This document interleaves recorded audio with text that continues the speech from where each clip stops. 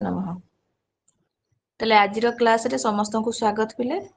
काली मु गोटा तुमको मॉक टेस्ट देइथिली समस्त करिच के ता विषय रे आज आमे टिके आलोचना करबा। अशुद्धि संशोधन बाबद रे काली टेस्ट देइथिली माने प्रश्न 20 टा देइथिली।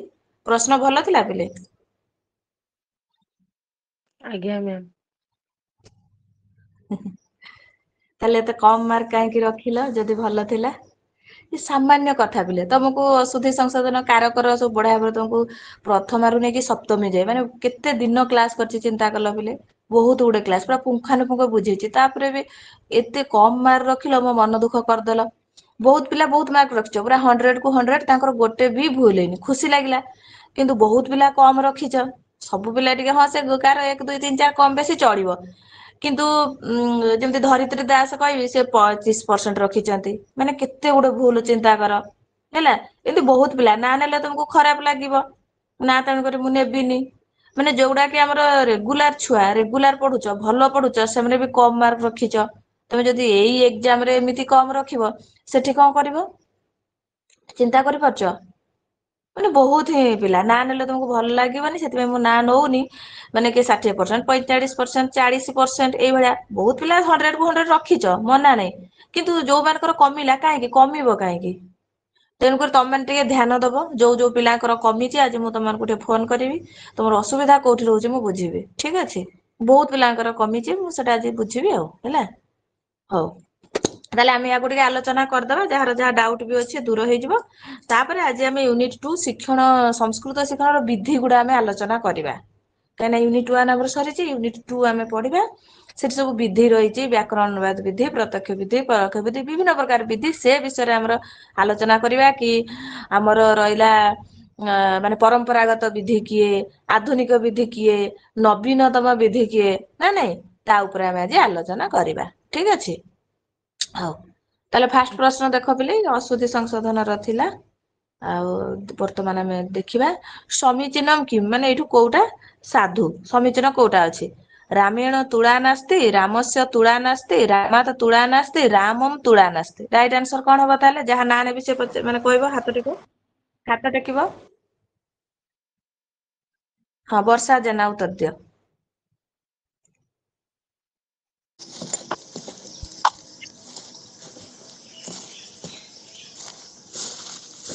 वर्षा जना उत्तर वर्षा दियो देना उत्तर दियो मैम रामस्य तुला नास्ति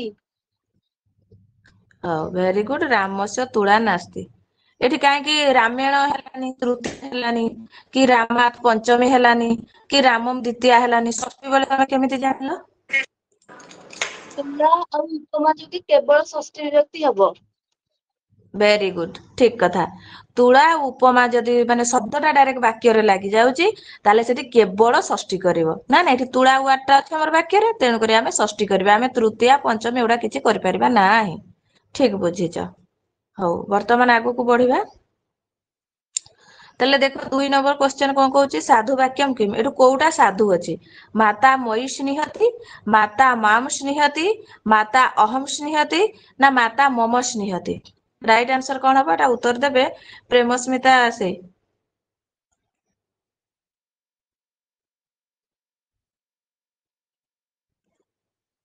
हेलो हेलो हां प्रेम हां रे को तम कथा सुबुनी जियो सप्तमी विभक्ति हेलो सप्तमी हां हां माता मयि स्नेहति सप्तमी एटा हबो विभक्ति ठीक अछि वेरी गुड सप्तमी विभक्ति एमा सप्तमी हबो एठी द्वितीय जो हबनी कि अहम हबनी कि एडा किछि हबनी राइट आंसर कोन हबो माता मयि स्नेहति हौ वर्तमान आगो को बढ़िया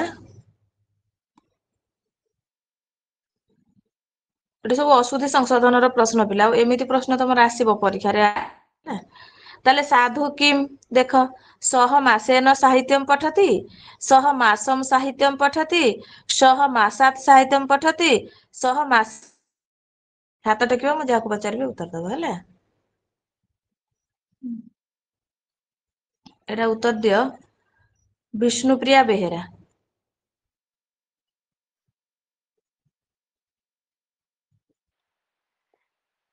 सो विष्णुप्रिया मासम साहित्यम पठति ହଁ ଏଠି କାହିଁକି ମାସମ କଲ ମାସେନ କରିଥିଲେ କଣ ହେଇନଥାନ୍ତା? କଣ ପାଇଁ ମାସମ ହେଲା? ଏଟା ହଉଛି ସରିନି କାର୍ଯ୍ୟଟା, ସେଥିପାଇଁ ଏଠି ଦ୍ୱିତୀୟ ହେଲା। ଯଦି ସରି ଯାଇଥାନ୍ତା ତାହେଲେ ତୃତୀୟ ହେଇଥାନ୍ତା। ଭେରି ଗୁଡ, ବଢିଆ ବୁଝିଛ ତମେ। ଏଠି ଯେହେତୁ ଆମର ସରିନି, ଅତ୍ୟନ୍ତ ସଂଯୋଗ ଯୋଗରେ ଆମର ଚାଲିଛି ସହ ମାସମ ସାହିତ୍ୟମ ପଠତି। ସେ ମାସେ ହେଲା ସାହିତ୍ୟ ପଢୁଛି, ପଢି ଚାଲିଛି, ହୁଏତ ଆଗକୁ ବି ପଢିବ, ବୁଝିପାରିନି ସରିନି ଚାଲିଛି ଆଉ। ଅତ୍ୟନ୍ତ ସଂଯୋଗ ଯୋଗରେ ଆମର ଦ୍ୱିତୀୟା ନା ନାଇଁ। ଯେତେବେଳେ ଫଳ ପ୍ରାପ୍ତି ହେଇଯାଏ ସେତେବେଳେ ଆମର ତୃତୀୟା ହେଇଥାଏ। ଏଠି ଫଳ ପ୍ରାପ୍ତି ବୁଝେଇନି, ଯେମିତି ଝିଅଟି ଆମର କହିଲା କି ଏଠି ପୁରା ଅତ୍ୟନ୍ତ ସଂଯୋଗ ଯୋଗରେ ଚାଲିଛି, ତେଣୁକରି ମାସମ ଦ୍ୱିତୀୟା ହେଲା। ଯଦି ଫଳ ପ୍ରାପ୍ତି ହେଇଥାନ୍ତା ଅପବର୍ଗେ ତୃତୀୟା କରିଥାନ୍ତା। ଠିକ ଅଛି, ଆଗକୁ ବଢିଆ। 4 ନମ୍ବର ଦେଖ, ସାଧୁ କିମ୍ କୃଷକः ଗ୍ରାମେ ଦୁଃଖେ ତିଷ୍ଠତି, କୃଷକः ଗ୍ରାମେ ଦୁଃଖେନ ତିଷ୍ଠତି, କୃଷକः ଗ୍ରାମେ ଦୁଃଖସ୍ୟ ତିଷ୍ଠତି, କୃଷକः ଗ୍ରାମେ ଦୁଃଖମ୍ ତିଷ୍ଠତି। ତାହେଲେ ଏଟା ରାଇଟ ଆନ୍ସର କଣ ହବ? ପ୍ରଜ୍ଞା ପ୍ରମିତା ପାଣିଗ୍ରାହୀ। ଅପସନ ବି। କୃଷକः ଗ୍ରାମେ ଦୁଃଖେନ ତିଷ୍ଠତି, ନାଇଁ କି? ଆଜ୍ଞା ଏଠି ମ୍ୟାମ୍, ତମେ ଆଜ୍ଞା ଦୁଃଖ ମ୍ୟାମ୍। କାହିଁକି କଲ? ହଁ ଏଠି ଦୁଃଖେନ କାହିଁ କଲ? ଏଠି ଦୁଃଖରେ ରହିଛି, ଆମେ ସପ୍ତମୀ କରିଥିଲେ ହେଇନଥାନ୍ତା? ହବନି ମ୍ୟାମ୍, ତିଷ୍ଠତି ଅଛି। କାହିଁକି ମ୍ୟାମ୍ ମତେ କାହିଁକି ଏତେ ଜୋର ହବନି? ଥଣ୍ଡା ହେଇଛି, ମୁଁ ଆଉ ଦିଦି ଏଟା ଡେସ୍କ୍ରାଇବ କରି ଦୁଃଖ ଆଉ ସୁଖ ପ୍ରକୃତି ଗଣରେ ଥିବାରୁ ଏଇଟା ତୃତୀୟ ହେଲା। ସେଥିପାଇଁ ତୃତୀୟ ହେଇଛି। ହଁ ସେ କହିଥିଲେ। ପ୍ରକୃତି ଆଦି ତୃତୀୟ। ଭେରି ଗୁଡ, ତ ଏବେ ଠିକ କହିଲ। ପ୍ରକୃତିଆ ଦିଭ୍ୟ ତୃତୀୟା, ଯେତେବେଳେ ତୃତୀୟା ବିଭକ୍ତି ପଢଉଥିଲି କରଣ କାରକରେ ତୃତୀୟା ବିଭକ୍ତି, ସେତେବେଳେ ଗୋଟେ ଆମ ସୂତ୍ରଟେ ଆସିଥିଲା, ପ୍ରକୃତିଆ ଦିଭ୍ୟ ଉପସଂଖ୍ୟାନ। ପ୍ରକୃତି ଗଣରେ ଯିଏ ଯିଏ ରହିବ ତାର ତୃତୀୟା ହବ। ଆମେ ଯେମିତି ପୃଥକ, ବିନା, ନାନା ସେ ଶବ୍ଦ ଜଗରେ ଦ୍ୱିତୀୟା କରିଛନ୍ତି, କିନ୍ତୁ ଏଟା କଣ ସେଇ ଶବ୍ଦର ହିଁ। ଧର ଗୋଟେ ଅଛି ସମ ବିଷମ, ସମ ମାନେ ଆମେ ସମର ହିଁ ତୃତୀୟା କରିଦବା। କଣ କରିବା? ସମେନ ୟାତି, ସିଧା ଯାଉଛି। ସମେନ ୟାତି, ବିଷମେନ ୟାତି, ସେଗୁଡା ଦୁଃଖ ଶବ୍ଦ। ତେଣୁକରି ଦୁଃଖେନ ତିଷ୍ଠତି, ଏ ପ୍ରକୃତି ଗଣରେ ଯାଉଛି ବୋଲି ସେଇ ଶବ୍ଦର ହଉଛି ନା ନାଇଁ। ହଉ ଆଗକୁ ବଢିଆ।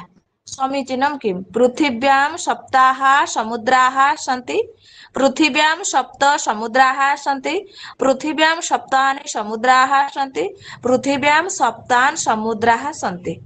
ହେଲା। ଏଟା ଜଗନ୍ନାଥ ଉତ୍ତର ଦେଲରେ, ଜଗନ୍ନାଥ ଅଛ ନା? ଜଗନ୍ନାଥ, ବଳଭଦ୍ର, ସୋମନାଥ, ଅଦର୍ଶନ ଲୋପ କେହି ନାହ କିରେ ତମେ?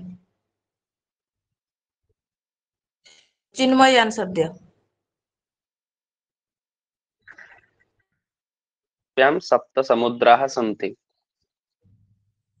ମାନେ ଏ ବି ସି ଡି ରୁ କୋଉଟା କହୁଛ?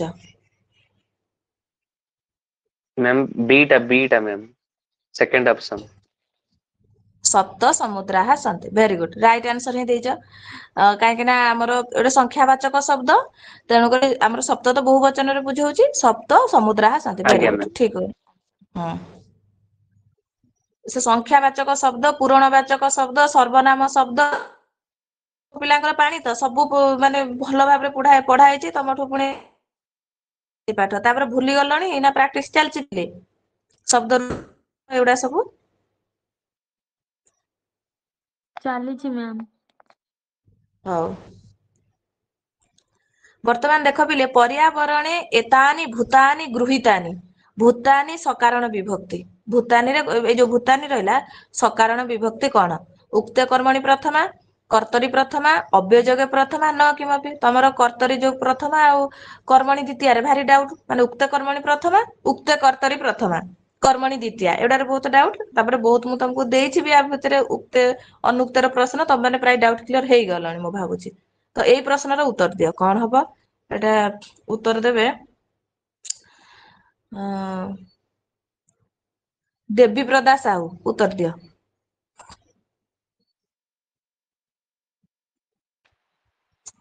ଦେବୀ ପ୍ରଦା। ଆଜ୍ଞା, ଉକ୍ତ କର୍ମଣି ପ୍ରଥମା। ହଁ ଉକ୍ତ କର୍ମଣି ପ୍ରଥମା, ଭେରି ଗୁଡ। ଭୂତାନି ଏଠି ଉକ୍ତ ଅଛି। ତମେ କେମିତି ଜାଣିଲ ଉକ୍ତ ବୋଲି କର୍ମଟା ଏଠି?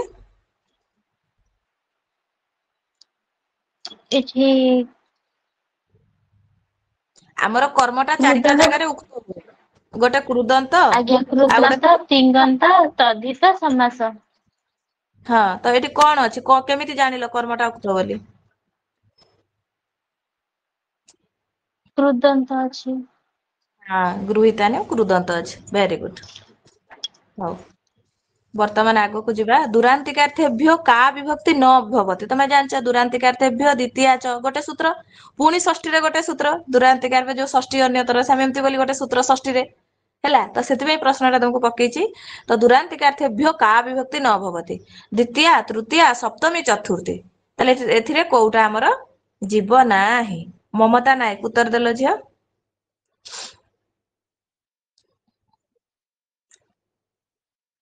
ମମତା। Hello hello ma'am. ହଁ ରେ କୁହ। ହ୍ୟାଲୋ। ଶୁଭୁଛି। ଏଇଟା ଆମର ହଁ କହୁଛି ଏଇଟା ହଁ ଚତୁର୍ଥୀ ହବ ନାହିଁ, ଚତୁର୍ଥୀ। ହଁ ଚତୁର୍ଥୀ ହବନି, କାହିଁକି ନା ସେଥିରେ ଦ୍ୱିତୀୟା ହବ, ଆଜ୍ଞା ତୃତୀୟା ହବ, ସପ୍ତମୀ ହବ, ଦ୍ଵିତୀୟ କିନ୍ତୁ ହବ ଚତୁର୍ଥୀ ଟା ତୃତୀୟ ଆମର ହବ ହବନି। ସପ୍ତମୀ। ହୁଁ। ଆଜ୍ଞା। ପଞ୍ଚମୀ ବି ସେଥିରେ ହଉଛି ହଁ କି ନାଇଁ? ଦୂରମ ଦୂରେଣ ଆଜ୍ଞା ଦୂରାତ ଦୂରମ୍ ଦୂରେ ଦୂରେଣ। ଏମିତି ସବୁ। Very good. ତାହେଲେ ରାଇଟ ଆନ୍ସର ଚତୁର୍ଥୀ ହେଲା, ଚତୁର୍ଥୀ ଟା ଯିବନି। ତାହେଲେ ସାଧୁ କିମ୍ ଦେଖ, ଦରିଦ୍ର ଗୃହେ ଉପବସତି, ଦରିଦ୍ର ଗୃହମ୍ ଉପବସତି, ଦରିଦ୍ର ଗୃହାତ୍ ଉପବସତି, ଦରିଦ୍ର ଗୃହସ୍ୟ ଉପବସତି। ତାହେଲେ କୋଉଟା ଠିକ ଅଛି ୟା ଭିତରେ ତମେ ମାନେ ବାଛିବ। ଅଶୁଦ୍ଧି ସଂଶୋଧନ ହେଲା। ଜୟଶ୍ରୀ ଦାସ ଉତ୍ତର ଦିଅ।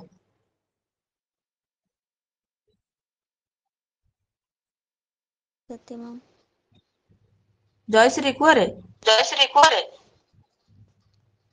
ଦରିଦ୍ରଃ ଗୃହେ ଉପବସତି ମ୍ୟାମ୍ ହବ। ହଁ ଦରିଦ୍ର ଗୃହେ ଉପବସତି। ଦରିଦ୍ର କାହିଁକି ଗୃହେ ଉପବସତି କାହିଁକି? ରୁହ ମୋ କଥା ଇଏ ହଉଛି। ଦରିଦ୍ର ଗୃହମ୍ ଉପବସତି କାହିଁକି ହବନି? ଏଠି ତ ଉପ ଲାଗିଛି, ବସ୍ ଧାତୁ ଏଇଟା ତ ଉପନ୍ୟାଧ ବର୍ଷ ଅନୁସାରେ ଆମର ଉପ ଅନୁ ଅଧିଆଂ ଥାଇକି ବସ୍ ଧାତୁ ପୂର୍ବରୁ ଥିଲେ ଆମର ଆଧାରର କର୍ମ ସଂଜ୍ଞା ହୁଏ। ଏଠି କାହିଁକି କର୍ମ ସଂଜ୍ଞା ହେଲାନି ତାହେଲେ? ଏଠି ଯୋଉ ଅଭୁକ୍ତି ଅର୍ଥ ଗୋଟେ ସୂତ୍ର ଅଛି, ହୁଁ। ସେଇଟା ପାଇଁ ମାନେ ଉପବାସରେ ଅଛି, ସେଇଥିପାଇଁ ଏଠି ହେଇଛି ସପ୍ତମୀ ହେଇଛି, ଦ୍ୱିତୀୟା ନ ହେଇକି। Very good. ଠିକ ହିଁ ଭେରି ତମେ ଗୁଡ୍। ଆନ୍ସର ଦେଇ ଠିକ୍ ହେ କାହିଁକି ନା ଯେତେବେଳେ ଆମେ ଜାଣିଛନ୍ତି କଣ ନା ଉପ, ଅନୁ, ଅଧି ହେଲା, ଉପ ଅନୁ ଅଧି ଆଂ ଏଇ ଉପସର୍ଗ ପରେ ଯଦି ତମର ବସ୍ ଧାତୁ ଆସିଲା ତାହେଲେ କାହାର କର୍ମ ସଂଜ୍ଞା ହବ ନା ଆଧାରର କର୍ମ ସଂଜ୍ଞା ହବ। କିନ୍ତୁ ତାପରେ ଆଉ ଗୋଟେ ବାର୍ତ୍ତିକଟେ ଆସିଥିଲା ଅଭୁକ୍ତି ଅର୍ଥସ୍ୟ ନ, ଯେତେବେଳେ ସେ ଉପବାସ ଅର୍ଥରେ ଥିବ ସେଠି ଲାଗିଥାଉ ତୁମର ଉପସର୍ଗ ଯାହା ଉପସର୍ଗ ଲାଗିଥାଉ କିନ୍ତୁ ସେଠି ଆଧାରର କର୍ମ ସଂଜ୍ଞା ହବ ନାହିଁ। ସେଠି କଣ ରହିବ? ସେଇଆ ହିଁ ରହିବ। ଯେମିତି କିି ଦରିଦ୍ର ଗୃହେ ଉପବସତି, ଏଠି ଉପବାସ ଅର୍ଥରେ ଅଛି, ତେଣୁକରି ଏଠି କଣ ହେଇଗଲା? ଗୃହେ ହେଲା।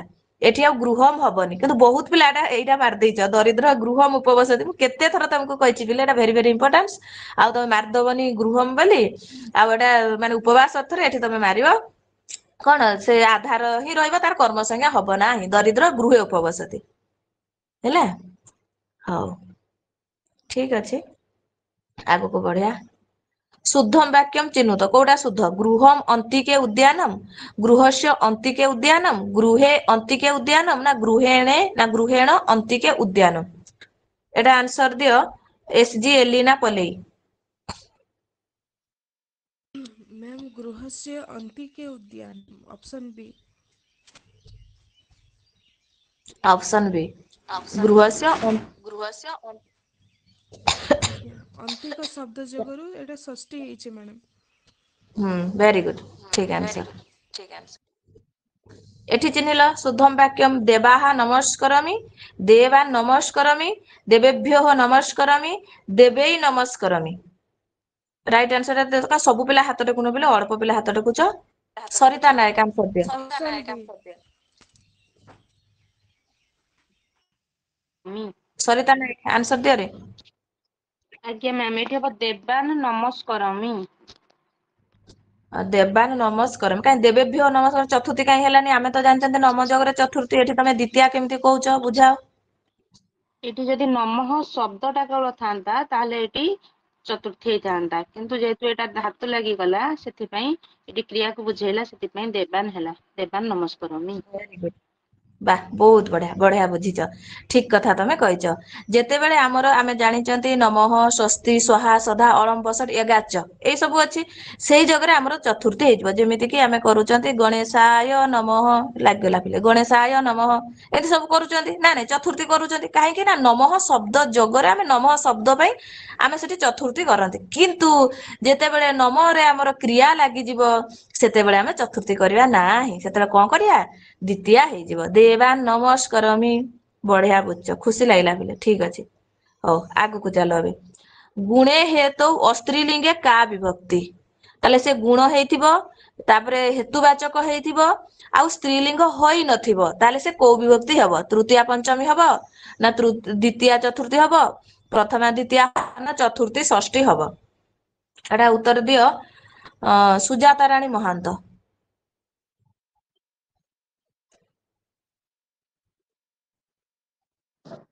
ଅପସନ ଏ ତାହେଲେ ତୃତୀୟା ହବ ପଞ୍ଚମୀ ହବ କହୁଛ ନାଇଁ କି? ସେ ଗୁଣବାଚକ ହେଇଥିବ, ହେତୁ ହେଇଥିବ, ସ୍ତ୍ରୀଲିଙ୍ଗ ହେଇନଥିବ, ତୃତୀୟା ହବ ପଞ୍ଚମୀ ହବ। ଯଦି ସେ ଏଇଠୁ ଗୋଟେ କଟିଗଲା, ଧର ଗୁଣବାଚକ ହେଇନଥିବ କିନ୍ତୁ ହେତୁ ହବ ଆଉ ଅସ୍ତ୍ରୀଲିଙ୍ଗରେ ଥିବ, ତାହେଲେ କଣ କରିବ? ତୃତୀୟା ପଞ୍ଚମୀ ବୋଥ ହବ ନା ଓନ୍ଲି ତୃତୀୟା ହବ, ହେତୁ ତୃତୀୟା? ଅନଲି କେବଳ ତୃତୀୟା। ତୃତୀୟା ହବ। ଅନଲି ତୃତୀୟା ହବ। ଠିକ ଅଛି। ହଁ ତାହେଲେ ଯୋଉ ତୃତୀୟା ପଞ୍ଚମୀ ହବ କହୁଛ, ତାର ଗୋଟେ ଉଦାହରଣ କହିଲ। କହିଛି ମୁଁ ବହୁତ ଥର ତମକୁ, ମୁଁ ଯାହାକୁ ପଚାରିବି ସେ ଉଦାହରଣ ଦବ। ଏଟା ଉଦାହରଣ ଦିଅ, ଅଳକା ନାୟକ। ଯୋଉ ଗୁଣ ହେତୁ ଅସ୍ତ୍ରୀଲିଙ୍ଗେ, ଯୋଉ ବିଭାଷା ଗୁଣେ ଅସ୍ତ୍ରୀୟା ଆମେ କହୁଛନ୍ତି, ସେଠି ତୃତୀୟା ପଞ୍ଚମୀ ହବ କହୁଛ, ତାର ଗୋଟେ ଉଦାହରଣ ଦିଅ। ପୁଷ୍ପାଞ୍ଜଳି ଆନ୍ସର ଦେଲ। ଜାଡିୟନ ବଧ। ହଁ ଭେରି ଗୁଡ। ତାହେଲେ ସେଟା କଣ ହଉଛି? ଜାଡ୍ୟାତ ଜାଡିଏନ ବା ବଦ୍ଧଃ। ଠିକ କଥା। ଯଦି ଓନ୍ଲି ତୃତୀୟା ହବ, ସେ ଗୁଣବାଚକ ହେଇନଥିବ, ତାହେଲେ ତାର ଗୋଟେ ଉଦାହରଣ ଦିଅ, ଯୋଉଟା କେବଳ ତୃତୀୟା ହବ କହୁଛ, ହେତୁ ତୃତୀୟା, ତାର ଗୋଟେ ଉଦାହରଣ ଦିଅ। ବୁଦ୍ଧିଆ ମୁକ୍ତ ହ। ହଁ ବୁଦ୍ଧିଆ ମୁକ୍ତ, ବଢିଆ ମନେ ରଖିଛ ପିଲେ। ହଉ ବର୍ତ୍ତମାନ ଆଗକୁ ବଢିବା। 12 ନମ୍ବର ଦେଖ, ସାଧୁ ରୂପମ କିମ୍, ଲକ୍ଷ୍ମୀ ସାଗରସ୍ୟ ଦୁହିତା, ଲକ୍ଷ୍ମୀ ସାଗରସ୍ୟ ଦୁହିତା, ଲକ୍ଷ୍ମୀ ସାଗରସ୍ୟ ଦୁହିତା, ନା ଲକ୍ଷ୍ମୀ ହିଁ ସାଗରସ୍ୟ ଦୁହିତା? କୋଉଟା ଠିକ ହବ? ଆନ୍ସର ଦିଅ ଦୀପ୍ତିମୟୀ। ଲକ୍ଷ୍ମୀ ସାଗରସ୍ୟ ଦୁହିତା। ଏ ବି ସି ଡି ରୁ କୋଉଟା କହୁଛ? ଡିଟା। ଏଇଟା କହୁଛ ତ? ଆଜ୍ଞା। ଏଠି ବି ତ ଲକ୍ଷ୍ମୀ ଅଛି, ଆମେ ନଦୀ ଭଳିଆ ଲକ୍ଷ୍ମୀ, ଏଠି କାହିଁକି ଏଟା ତମେ ନ କରିକି ଏଟାକୁ ଭାବିଲ ଠିକ ବୋଲି? ମ୍ୟାମ୍ ଏଇଟା ମୁଁ ବୁଝିନି, ଏଇଟା ମୋର ଭୁଲ ହେଇଥିଲା, ମୁଁ ଏ ମାରିଥିଲି କିନ୍ତୁ ଡିଟା। ଦିଦି ଏଠି ବିସର୍ଗ ରହିଲେ ହିଁ ଠିକ ହବ, ଲକ୍ଷ୍ମୀରେ ପ୍ରଥମ ଏକବଚନ ବିସର୍ଗ ଅଛି। ଆଚ୍ଛା ତାହେଲେ ବିସର୍ଗ ରହିଲେ ଠିକ ହବ, କାହିଁ ଆମେ ନଦୀରେ ନଦୀ ହିଁ କରୁଛନ୍ତି କି ପ୍ରଥମା ବ୍ୟକ୍ତି ଏକବଚନ? ନଦୀ ନଦ୍ୟୌ ମ୍ୟାମ୍ ନଦ୍ୟୌ। ନଦୀରେ ବିସର୍ଗ ରହିବନି, କିନ୍ତୁ ଆମର ଲକ୍ଷ୍ମୀ ହ୍ରୀ ଦ୍ରି ଶ୍ରୀ କେତେଟା ଶବ୍ଦ ଅଛି ସେଠି ବିସର୍ଗ ନଥିବ। ହଁ ଠିକ ଅଛି, ତମେ ଠିକ ଆନ୍ସର ଦେଲ। ଇକୋ ହେଲା ବୋଲି ମୁଁ ମ୍ୟୁଟ କରିଦେଲି। ବୁଝିଛ, ତମେ ବୁଝିଛ କି ନାଇଁ ବୋଲି ହିଁ ମୁଁ ସେମିତି ତମକୁ କ୍ରସ କ୍ୱେଶ୍ଚନ କରୁଥିଲି। ଏକ୍ଚୁଆଲି ଆମର କିଛି ଗୋଟେ ଶବ୍ଦ ଅଛି, କଣ କଣ ନା ଲକ୍ଷ୍ମୀ, ମାନେ ଅବି, ତନ୍ତ୍ରୀ, ତରି, ଲକ୍ଷ୍ମୀ, ହ୍ରୀ ଧ୍ରୀ, ଏଇଭଳିଆ କିଛି ଶବ୍ଦ ଅଛି, ତାର ସୁଲୋପ ନ କଦାଚନ, ମାନେ ସୁ ମାନେ ଯୋଉ ଆମର ସୁ ହଉ ସୁବନ୍ତର ପ୍ରତ୍ୟୟ ଲାଗୁଛି, ତ ସେଥିରେ ତାର ସୁଲୋପ ହବନି। ଲକ୍ଷ୍ମୀ ମାନେ ସେଠି ବିସର୍ଗ ରହିବ, ଲକ୍ଷ୍ମୀ ହିଁ ହେଲା। ସେମିତି ତନ୍ତ୍ରୀ, ଅବି, ଅବି ହି କରିବ, ଅବି ତନ୍ତ୍ରୀ ଲକ୍ଷ୍ମୀ, ଏଇଭଳିଆ ସବୁ ରହିଛି ୱାର୍ଡ 6-7ଟା ଖଣ୍ଡେ, ତମକୁ କହିଥିଲି ବି ଯେତେବେଳେ ଶବ୍ଦ ରୂପ ପଢେଇଥିଲି। ସେଥିପାଇଁ ଏଇଟା ମୁଁ ଅସୁଧି ସଂଶୋଧନ ଦେଲି, ଦେଖିବା ପିଲାମାନେ ଆମର କରିପାରୁଛନ୍ତି କି ନାହିଁ। ହେଲା, ସମସ୍ତଙ୍କ ମାଇଣ୍ଡରେ ଅଛି ନଦୀ ନଦେଉ ନଦେଉ ମାନେ ନଦୀ, ଦୀର୍ଘଇକାରାନ୍ତ ରୂପ ବିସର୍ଗ ରହୁନି, କିନ୍ତୁ ସେ 7-8ଟା 6-7ଟା ଭଳିଆ ଯୋଉ ଅବି, ତନ୍ତ୍ରୀ, ଲକ୍ଷ୍ମୀ, ହ୍ରୀ ଧ୍ରୀ ଶ୍ରୀ ଏଭଳିଆ ରହିଛି, ତାର କେବଳ ବିସର୍ଗ ରହିବ, ପ୍ରଥମା ବ୍ୟକ୍ତି ଏକବଚନ, ନହେଲେ ଦୀର୍ଘଇକାରାନ୍ତ ଶବ୍ଦର ବିସର୍ଗ ରହିବ ନାହିଁ। ଯୋଉ ଛୁଆଟି ବୁଝିପାରୁନି କହୁଛ, ବୁଝିପାରିଲ ତ ଝିଅ? ତେଣୁକରି ଏଠି ଆଜ୍ଞା। ଡିଟା ହିଁ ରାଇଟ ଆନ୍ସର ହବ। ହଁ ତେଣୁକରି ଲକ୍ଷ୍ମୀ ହିଁ ସାଗରସ୍ୟ ଦୁହିତା, ଏଠି ଲକ୍ଷ୍ମୀ ତମେ କରିଦବ ନାହିଁ, କାହିଁକିନା ଲକ୍ଷ୍ମୀରେ ବିସର୍ଗ ରହିବ, ସୁଲୋପ କେବେ ହବନି। ହେଲା, ହଉ ବର୍ତ୍ତମାନ ଆଗକୁ ବଢିଆ। ରାମ ଅୟୋଧ୍ୟାମ ଆସ୍ତେ ଅଶୁଦ୍ଧି ସଂଶୋଧନମ କୁରୁତ, ମାନେ ରାମ ଅୟୋଧ୍ୟାମ ଆସ୍ତେ ଭୁଲ ଅଛି, ମାନେ ତମେ ଏଇ 4ଟା ଅପସନ କୋଉଟା ଠିକ ଅଛି ତମେ ମାନେ ବାଛିବ।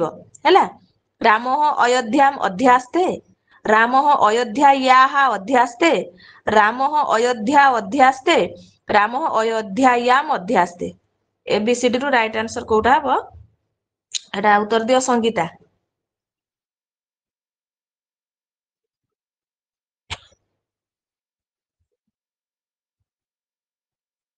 ସଙ୍ଗୀତା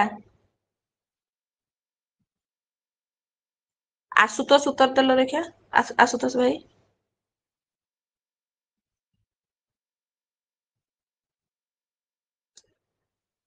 ହଉ ଧରିତ୍ରୀ। କଣ ରେ ସକାଳୁ ସକାଳୁ ସବୁ ଶୋଇ ପଡୁଛ ନା କଣ? ଅନମ୍ୟୁଟ କରୁନ। ଅନମ୍ୟୁଟ କରୁନ। ଏଟା ଅପସନ ଏ ହବ। ରାମ ଅଯୋଧ୍ୟା ରାମଃ ମଧ୍ୟାସ୍ତେ। ଅଯୋଧ୍ୟା ମଧ୍ୟାସ୍ତେ। ଆଚ୍ଛା ଏଠି ତାହେଲେ ଅଧ୍ୟାୟାମ ଏଟା କାହିଁକି ହବନି? ଏଠି ଅୟୋଧ୍ୟାମ ଠିକ ହବ, ଅୟୋଧ୍ୟାୟାମ କାହିଁକି ଠିକ ହବନି? ଏଠି ଆକ୍ଚୁଆଲି ଏଟା ଦ୍ଵିତୀୟ, ଏଠି ଏଟା ସପ୍ତମୀ। ସପ୍ତମୀ ଏଠି ଦିଦି ସେଟା। ସେମିତି ଆସିବନି ଜାଗାରେ ଦେଖିବା। ସେଠି ଅଧି ହଁ ଉପସର୍ଗ ଲାଗିଥିଲେ ଲାଗିଲେ ଦ୍ଵିତୀୟ ସପ୍ତମୀ। ବିଭକ୍ତି ହେଇଗଲା। ଉପସର୍ଗ ଆସିବାକୁ ଲାଗିଛି। ଏଠି ତମେ ଅଧି ଉପସର୍ଗ ଲାଗିଗଲା। ତାହେଲେ ଆମର ଯେତେବେଳେ ମାନେ ଅଧି ଉପସର୍ଗ ଲାଗିଯିବ ସେଠି କାହାର କର୍ମ ସଂଜ୍ଞା ହବ? ଆଧାରର ନା ଆଉ କାହାର? ଆଧାରର। ଆଧାରର କର୍ମଶ୍ରେଣୀ। ଆଧାରର କର୍ମ ସଂଜ୍ଞା ହେଇଯିବ। ତେଣୁକରି ଏଠି ଆମର ଅଧ୍ୟାସ୍ତ ଯେହେତୁ ଅଧି ଉପସର୍ଗ, ତେଣୁକରି ଅୟୋଧ୍ୟାୟାମ ହେଲା ଦ୍ୱିତୀୟା। ଯଦି ଆମର ଅଧି ନଥାନ୍ତା ଖାଲି ଆସ୍ତେ ଥାନ୍ତା, ତାହେଲେ ତମେ ଅୟୋଧ୍ୟାୟାମ ଆସ୍ତେ କରିଥାନ୍ତ, ମାନେ କିଛି ଅସୁବିଧା ହେଇନଥାନ୍ତା। ମାନେ ନର୍ମାଲ ଧାତୁ ଯଦି ତମେ ଲଗେଇଥାନ୍ତ, ଉପସର୍ଗ ଯଦି ନ ଲାଗିବ ଯାହା ଅଛି ସେଇଆ ରହିବ। ଯଦି ଉପସର୍ଗ ଲଗେଇଦେଲ, ମାନେ ଅଧି ଉପସର୍ଗ ଲାଗିଗଲା, ତାହେଲେ ଏଠି ତମର କଣ ହେଇଯିବ? ଏଠି ଦ୍ୱିତୀୟା ହେଇଯିବ। ଏଟା ବହୁତ ପିଲା ଏଇଟା ମାରିଛ ସପ୍ତମୀ। ତମେ ଜାଣିପାରୁନ ଅଧ୍ୟାସ୍ତରେ ଅଧି ଉପସର୍ଗ ଅଛି ବୋଲି। ଟିକେ ବୁଝିବ ନା ପିଲେ, ଇଏ କମ୍ପିଟେଟିଭ ଏକ୍ଜାମ ତମେ ଦବ, ମାନେ କମ୍ପିଟେଟିଭ ଏକ୍ଜାମ ଦେବାକୁ ଯାଉଛ। ଆଉ ଏଥିରେ ବହୁତ ପଢିବାକୁ ପଡିବ ପିଲେ, ପୁରା ପାଣି କରିବାକୁ ପଡିବ, ଜଳବତ ତରଳ ପୁରା କନଫର୍ମ। ଏଇଟା ମାନେ ଏଇଟା ମୁଁ ଜାଣିଛି ମାନେ ଅଧି ଉପସର୍ଗ ଲାଗିଲା ମାନେ ଆଧାରର କର୍ମ ସଂଜ୍ଞା ବସିବା, ସେଠି ଭୁଲ ଯେମିତି ମୋର ହବନି ଟୋଟାଲ। ଏମିତି ମାଇଣ୍ଡ ପୁରା କରିକି ତମକୁ ପଢିବାକୁ ପଡିବ ପିଲେ, ନହେଲେ ଚାକିରି ବଜେଇବାଟା କଣ ଏତେ ସହଜ କଥା ହେଇଛି, ପୁଣି ଗଭର୍ଣ୍ଣମେଣ୍ଟ ଜବ। ବହୁତ ପରିଶ୍ରମ ଦରକାର, କଠିନ ପରିଶ୍ରମ ଦରକାର ପିଲେ ହେଲା। ହଉ ତାପରେ ଆସ 13 ନମ୍ବର ସରିଗଲା ପିଲେ। 14 ନମ୍ବର ଭ୍ରମ ସଂଶୋଧନ କୁରୁତ। ବିକ୍ରମାଦିତ୍ୟସ ପରିଷଦେ କାଳିଦାସ ଆସିତ୍। ବିକ୍ରମାଦିତ୍ୟସ ପରିଷଦି କାଳିଦାସ ଆସିତ୍। ବିକ୍ରମାଦିତ୍ୟସ ପରିଷଦାତ୍ କାଳିଦାସ ଆସିତ୍। ବିକ୍ରମାଦିତ୍ୟସ ପରିଷଦମ୍ କାଳିଦାସ ଆସିତ୍। ରାଇଟ ଆନ୍ସର କଣ ହବ ଶ୍ରଦ୍ଧାଞ୍ଜଳି କହିଲ?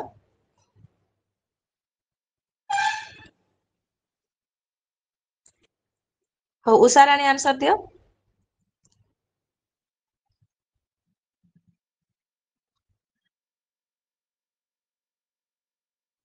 ହେମଲତା।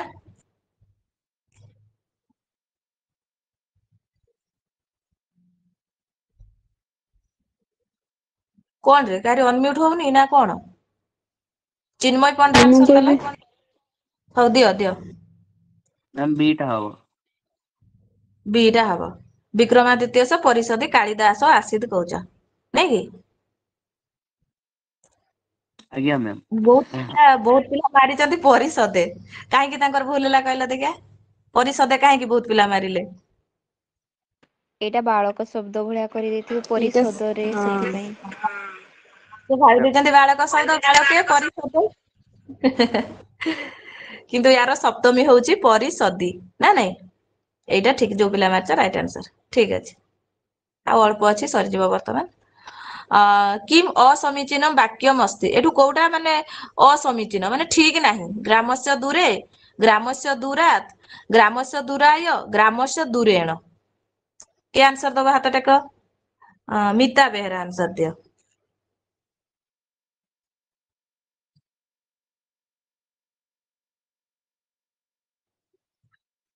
ହଉ ମିତା ବେହେରା ଅନମ୍ୟୁଟ କରିବେନି। ତମ ଦିଦି ତାଙ୍କ ଡାକୁଥାନ୍ତୁ, ମୁଁ ମୋର ଶୁଣିବିନି, ମୁଁ ମୋର ସୁଖ ନିଦ୍ରା କରିବି, ଏଇଆ ତ? ହଉ ସାୟସ୍ମିତା ବେହେରା।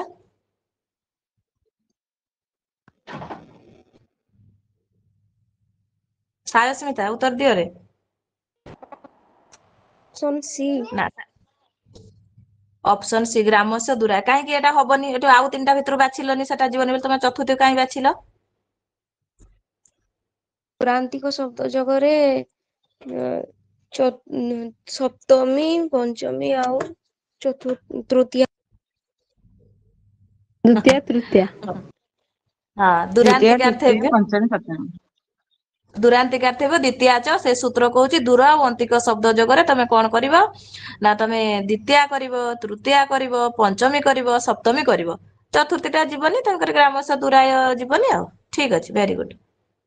16 नंबर देख जीवनस्य आधार वायु जीवनस्य सकारण विभक्ति एठी जीवनस्य तळे गार दिया गला सकारण विभक्ति तम पैसेज रे एमती आसीबो आ सकारण विभक्ति तम मुंड टिण होची सेति तम अभ्यास पय बारंबार प्रश्न सब मु दउची हैला तो जीवनस्य टा कोन क्रुद जगे षष्ठी शेषे षष्ठी अनादरे षष्ठी ना निर्धारण षष्ठी देखि हाथ टेकिलो के राइट आंसर देबा को चाहूचो एई 8 10 पिला छते लारो पिला काई के हाथ टेकु न गिरे सब 30 40 टा खंड पिला हाथ टेकिलो अर्चना चिनारा आंसर देले दियो क्रूज जोगे षष्ठी मैम कोन क्रूज जोगे षष्ठी म्यूट कर दियो ओके क्रूज जोगे षष्ठी हां ठीक अछि राइट आंसर देजो क्रुद जगे षष्ठी अच्छा पहले कहलो एठी तमे कोठी क्रुदंत पाइलो क्रुद जगे षष्ठी जीवन से आधार हो आधार हो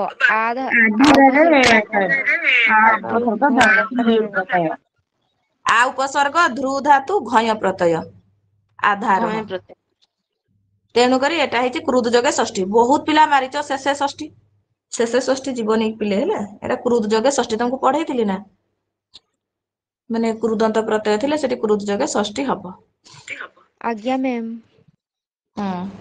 17 नंबर समीचीनम वाक्यम किम मया हसितम मम हसितम एटा पिले हसितम भूल रे एटा टिके टाइपिंग मिस्टेक हे जाई छी हैला हसितम एटा ताले मया हसितम मम हसितम उभौ अहम हसितम राइट आंसर कोन हबा उत्तर देलो देखिबा एटा सो इच्छा रे उत्तर दियो उभौ मैम हां ठीक अछि एटा उभौ हबो राइट आंसर देइछ किंतु बोधे एटा टाइपिंग मिस्टेक पई बहुत पिला केवल मया हसितम करचंती किंतु मम हसिता हसितम टा टाइप मिस्टेक हे जैतला म देखि नथिली हैला तो उभौ हबो आज्ञा मया मैम हसितम एटा जो हदितम्य अछि सेथि लागि मु केवल मया हसितम ऑप्शन रे क्लिक करथिली किंतु आंसर उभौ नेला हां एटा बा हसितम मु टाइप मिस्टेक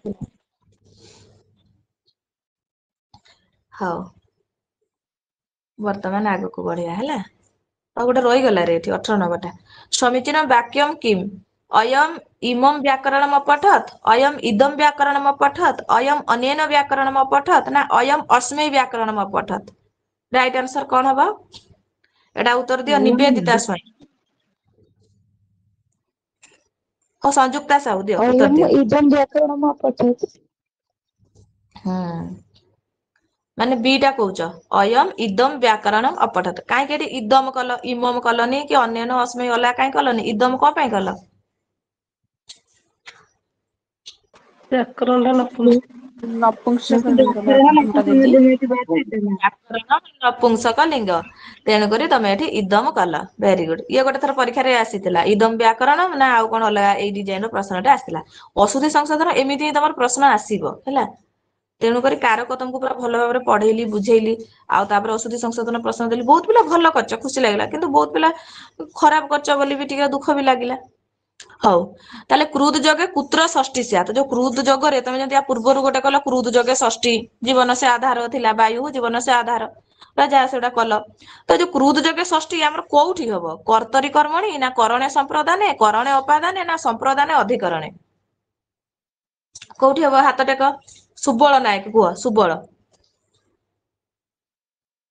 आज्ञा भी एटा कर्तरी कर्म हां कर्तरी कर्मणि कर्ता आ कर्म ठारे हमर क्रुद जगे षष्ठी कर्ता आ कर्मर षष्ठी हे जिवो नै कि हां वर्तमान 20 नंबर देखो शेष प्रश्न तुम पाखे आसी पहुंची जाइछि समीचीनम किम गोविंदः पाठे अभिनिविशते गोविंदः पाठस्य अभिनिविशते गोविंद पाठात अभिनिविशते ना गोविंद पाठम अभिनिविशते आंसर देलो गोविंदः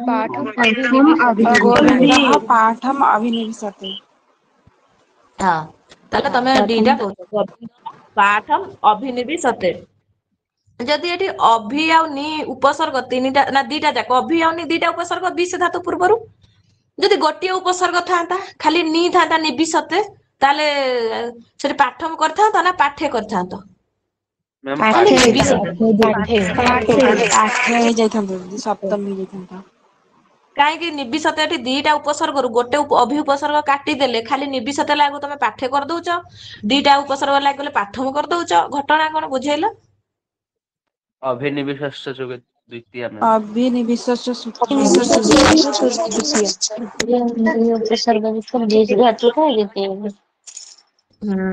ତାହେଲେ ଏଇ ଯୋଉ ଅଭିନିବିଷଶ୍ଚ ସୂତ୍ରଟି ଆମର କଣ ଶିକ୍ଷା ଦଉଛି କହୁଛି ନା ସିଏ କହୁଛି ଏକତ୍ର ଭାବରେ ଥିବ କଣ ଅଭି ଆଉ ନି, ମାନେ ଏଇ ଯୋଉ ଅଭି ଉପସର୍ଗ ଆଉ ନି ଉପସର୍ଗ ଯଦି ପୁରା ପାଖରେ ଲାଗିକି ଥିବ, କୋଉଟା ଅଭି ଆଉ ନି ଯଦି ପାଖାପାଖି ଥିବ ତାହେଲେ ଯାଇକି ତମର ଆଧାରର କର୍ମସଂଜ୍ଞା ହବ ନା ନାଇଁ। ଅଭି ଆଉ ନି ପାଖାପାଖି ଉପସର୍ଗ ଥିବ, ତାପରେ ବିସ୍ ଧାତୁ ଥିବ, ତାହେଲେ ଏଠି ତମେ ପାଠମ କରିବ। ଯେମିତି ମୁଁ ତମକୁ ପଚାରିଲି ଯଦି ଅଭି ଉପସର୍ଗ କାଟିଦେବା ଖାଲି ନି ଉପସର୍ଗ ଥିବ ନିବିସତେ, ତାହେଲେ ସେଠି ପାଠମ କରିବନି, ସେଠି କଣ ହେଇଯିବ ପାଠେ ନିବିସତେ ନା ନାଇଁ। ଆଉ ସେଠି ପ୍ରାପ୍ତ ବିଭାଷା ଥିଲା ପିଲେ, ଗୋଟେ ଏସଏସବି ଲେକ୍ଚରସିପରେ ପଢିଥିଲା କହୁଥିଲି କଣ ପାପେ ଅଭିନିବେଶତେ ଏମିତି ନଥିଲା କି, ସେ ହଉଛି ବ୍ୟବସ୍ଥିତ ବିଭାଷା, ସେଟା ସେମିତି ରହିବ। ହଉ ତାହେଲେ ଆଜିର ଯୋଉ ପ୍ରଶ୍ନ 20ଟା ସରିଯାଇଛି, ବହୁତ ଭଲ ଭାବରେ ତମେ ମାନେ ବୁଝିପାରିଛ। ବର୍ତ୍ତମାନ ମୁଁ ଆଉ ଗୋଟେ ପିଡିଏଫ୍ ଆଣିଛି, ଆମେ ଟିକେ ଦେଖିବା 17 ନମ୍ବରଟା ଟିକେ 17 ଦିଦି ନମ୍ବରଟା। ଯୋଉ ହଉ ଅନ୍ତିକାର୍ଥ ଶବ୍ଦ ଯୋଗେ କଣ ଷଷ୍ଠୀ ହବ? ଦ୍ଵିତୀୟ ତୃତୀୟ କଣ ପଞ୍ଚମୀ ସପ୍ତମୀ ନୁହଁ? କୋଉଟା କୋଉଟା? ଯୋଉ ଅନ୍ତିକାର୍ଥ ଶବ୍ଦ ଯୋଗେ ସେଟା ହଉଛି ମାନେ ଅନ୍ତିକାର୍ଥେ ଦ୍ୱିତୀୟାଚ ବୋଲି ଅନ୍ତିକା ମାନେ ସୂତ୍ରଟା ଦୁରାନ୍ତିକାର୍ଥେ ଦ୍ୱିତୀୟାଚ ବୋଲି ଗୋଟେ ସୂତ୍ର ଅଛି। ସେଇ ସୂତ୍ରରେ ତମର କଣ ହଉଛି ନା ଦ୍ୱିତୀୟା ତୃତୀୟା ପଞ୍ଚମୀ ସପ୍ତମୀ ଡାଇରେକ୍ଟ ସେଇ ଶବ୍ଦର ହଉଛି ପିଲେ ଦୂର ଆଉ ଅନ୍ତିକ, ଏଇ ଶବ୍ଦର ଯେମିତି ଆମେ ପ୍ରକୃତି ଆଦି ଗଣରେ ଗୋଟେ ଯାଉନଥିଲା, ତାର ହିଁ ଡାଇରେକ୍ଟ ସମେନ ତାର ହିଁ ତୃତୀୟା। କିନ୍ତୁ ଅଲଗା ଗୁଡା କଣ ଉପପଦରେ ଆମେ କରୁଛନ୍ତି, ପୃଥକ ବିନା ନାନା ହେଲା ସେ ଶବ୍ଦ ପାଇଁ ଆମେ କରୁଛନ୍ତି। ଯେମିତି ଜଳ ବିନା ମାଛ ବଞ୍ଚି ପାରିବନି, ଜଳମ ବିନା ବିନା ପାଇଁ ତମେ ଜଳମ କଲ, ବୁଝିପାରୁଛ। କିନ୍ତୁ ଏଠି ଯୋଉ ଦୁରାନ୍ତିକାର୍ଥ ଦ୍ୱିତୀୟାଚ ସୂତ୍ର କଣ କରୁଛି, ଦୂର ଆଉ ଅନ୍ତିକ ଶବ୍ଦର ହିଁ ତମେ କରିବ। କଣ କରିବ, ଏଇ ଦୂରମ ର ମାନେ ଦ୍ୱିତୀୟା କରିବ, ମାନେ ଦୂରମ, ଏଇ ଦୂରର ତୃତୀୟା କରିବ ଦୂରେଣ, ଏଇ ଦୂରମ ର ପଞ୍ଚମୀ କରିବ ଦୂରାତ, ଏଇ ଦୂରର ସପ୍ତମୀ କରିବ କଣ ଦୂରେ। କିନ୍ତୁ ଷଷ୍ଠୀ ଟା କଣ ହଉଛି, ସେଇ ଦୂର ଆଉ ଅନ୍ତିକ ଶବ୍ଦ ପାଇଁ ମାନେ ଷଷ୍ଠୀ ଆଉ ପଞ୍ଚମୀ ହଉଛି ହେଲା। ଯୋଉ ସୂତ୍ରଟା ଗୋଟେ ବୁଝେଇ ନଥିଲି ତମକୁ, ଷଷ୍ଠୀ ଯୋଉ ଦୁରାନ୍ତିକାର୍ଥେ ଷଷ୍ଠୀ ଅନ୍ୟତ୍ର ଏମିତି କଣ ଗୋଟେ ସୂତ୍ର ନଥିଲା, ଏଠି ଶବ୍ଦର ଆଜ୍ଞା ଡାଇରେକ୍ଟ ଦ୍ୱିତୀୟ ତୃତୀୟ ପଞ୍ଚମୀ ସପ୍ତମୀ ହଉଛି, କିନ୍ତୁ ସେଠି ସେ ଶବ୍ଦ ପାଇଁ ହଉଛି, ଦୂର ଅନ୍ତିକ ଶବ୍ଦ ପାଇଁ ସେଠି ଷଷ୍ଠୀ ଆଉ ପଞ୍ଚମୀ ହଉଛି। ବୁଝିପାରୁଛ? ଆଜ୍ଞା ମ୍ୟାମ୍। ଦିଦି କାହାର ହଉଛି ସେଟା କର୍ମର ନା? ସେମିତି କର୍ମର କରି ଇଏ ବୋଲି ସେମିତି ନାହିଁ। ଯେମିତି ସେଟା ତା ଉଦାହରଣ ଟା ମନେ ପକେଇଲ ପିଲେ, ଦେଇଥିଲି ରିସେଣ୍ଟ ତ ପଢେଇଥିଲି ତମକୁ, କହିଲ ଦେଖିବା ଷଷ୍ଠୀ ପଞ୍ଚମୀର।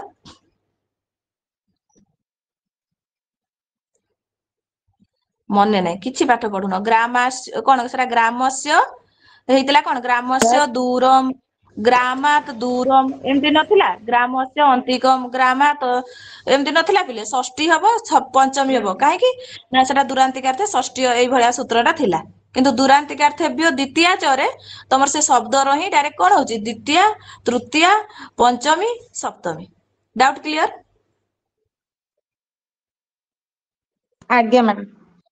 ହଁ କିନ୍ତୁ ଏଟା ହଉଥିଲା କଣ ଗ୍ରାମସ୍ୟ ଦୂରମ ଗ୍ରାମାତ ଦୂରମ ଗ୍ରାମସ୍ୟ ଅନ୍ତିକମ ଗ୍ରାମାତ ଅନ୍ତିକମ, ଏଇଟା ତମର ଷଷ୍ଠୀ ଆଉ ପଞ୍ଚମୀର।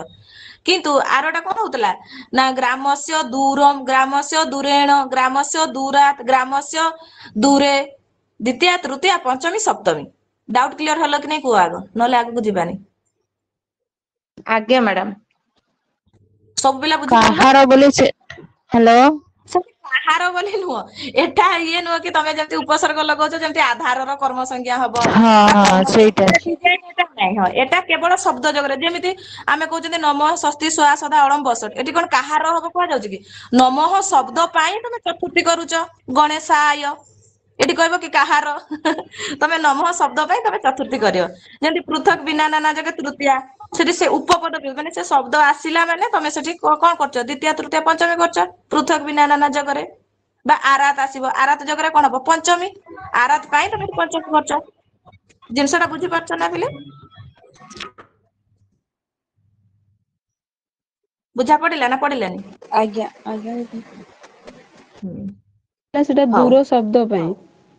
ହଁ ମ୍ୟାମ୍ 17 ନମ୍ବରଟା ଟିକେ ଆଉ କୋଉ ନମ୍ବରଟା?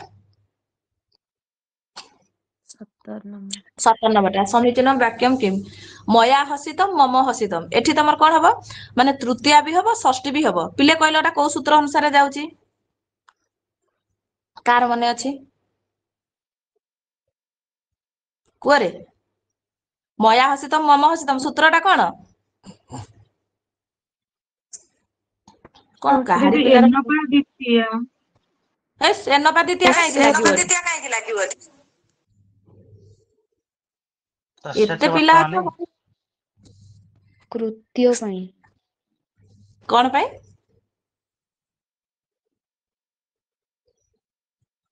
ଆଉ ଗୋଟେ ଛୁଆ ଏବେ କହୁଥିଲ କଣ ଗୋଟେ ତ ବର୍ତ୍ତମାନ କର୍ତ୍ତୃକର୍ମଣ ସୂତ୍ର ଅନୁସାରେ କୋଷ ଧାତୁ। କର୍ତ୍ତୃକର୍ମଣ କୃତି ଏଠି କାହିଁ ଲାଗିବ ସେଟା ତ କଣ? କୃତ୍ୟାନାମ୍ କର୍ତ୍ତରିବା। କୃତ୍ୟ ନା କର୍ତ୍ତରିବା। କୃତ୍ୟା ନାମ କର୍ତ୍ତରିବା। ୟା ପୂର୍ବରୁ ଗୋଟେ ଛୁଆ ଠିକ ଆନ୍ସର ଦଉଥିଲ।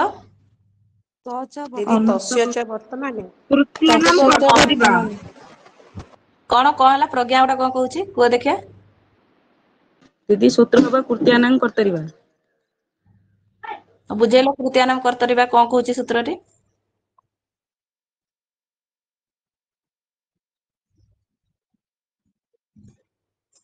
କୁହରେ କାହାରି ଗୋଟେ ପିଲାର ମନେ ନାହିଁ ପିଲେ? କୃତ୍ୟ ଶବ୍ଦ ଯୋଗରେ ମାନେ କର୍ତ୍ତା ଠାରୁ ହଉଛି ଷଷ୍ଠୀ କିମ୍ବା ତୃତୀୟା ବ୍ୟକ୍ତି ହେଇଥାଏ। ଏଇଟା ଦେଖୁଥିବ ତସ୍ୟ ଚ ବର୍ତ୍ତମାନେ ସେଇ ସୂତ୍ର ଅନୁସାରେ ହେଇଥିବ ମୟା ହସିତମ୍ ମମ ହସିତମ୍। ବର୍ତ୍ତମାନ କାଳରେ ତ ପ୍ରତ୍ୟୟ ଲାଗିଲେ ସେଠି ତମେ ଦିଟା କରିପାରିବ ମୟା ବି ମମ ବି। ଗୋଟେ ପିଲା ଠିକ ଆନ୍ସର ଦେଇଥିଲା ଗୋଟେ ଛୁଆ ଏବେ ମାନେ କହୁଥିଲା ମୁଁ ତସ୍ୟ କହିଲି ଚ ବର୍ତ୍ତମାନେ ମୁଁ କହୁ ଦିଦି ମୁଁ ହଁ ହଁ। କହୁଥିଲି ଆପଣ ଶୁଣିଲେନି। ହଁ ନା ଶୁଣିଥିଲି ମୁଁ ଦେଖୁଥିଲି ମାନେ ଚାହୁଁଥିଲି ଆଉ କିଛି ପିଲା ଆନ୍ସର ଦିଅନ୍ତୁ। ଶୁଣିଛି ତମ କଥା ନହେଲେ କେମିତି କହିଲି ଗୋଟେ ଛୁଆ ଠିକ ଆନ୍ସର ଦେଲା ବୋଲି। ତସ୍ୟ ଚ ବର୍ତ୍ତମାନେ ତାହେଲେ ଯେତେବେଳେ ତ ପ୍ରତ୍ୟୟ ଲାଗିଯିବ ସେଠି ତମେ ଦିଟା କରିପାରିବ। କଣ ନା ମୟା ହସିତମ୍ ମମ ହସିତମ୍। ତୃତୀୟା ବି କରିବ ତମେ ଷଷ୍ଠୀ ବି କରିପାରିବ। ତମ ମନ ତମ ଇଚ୍ଛା ମମ ହସିତମ କଲେ ବି ଠିକ ମୟା ହସିତମ କଲେ ବି ଠିକ। ବୁଝିପାରିଲ ତସ୍ୟ ଚ ବର୍ତ୍ତମାନେ ସୂତ୍ରଟା ଗୋଟେ ଅଛି। ବୁଝିପାରିଲ ନା ନାଇଁ? ଆଜ୍ଞା ମ୍ୟାମ୍। ହଁ ଆଗକୁ ବଢିଆ। ଆଉ କାହାର କିଛି 20ଟା ପ୍ରଶ୍ନରୁ କାହାର କିଛି ଡାଉଟ ରହିଲା କି ପିଲେ?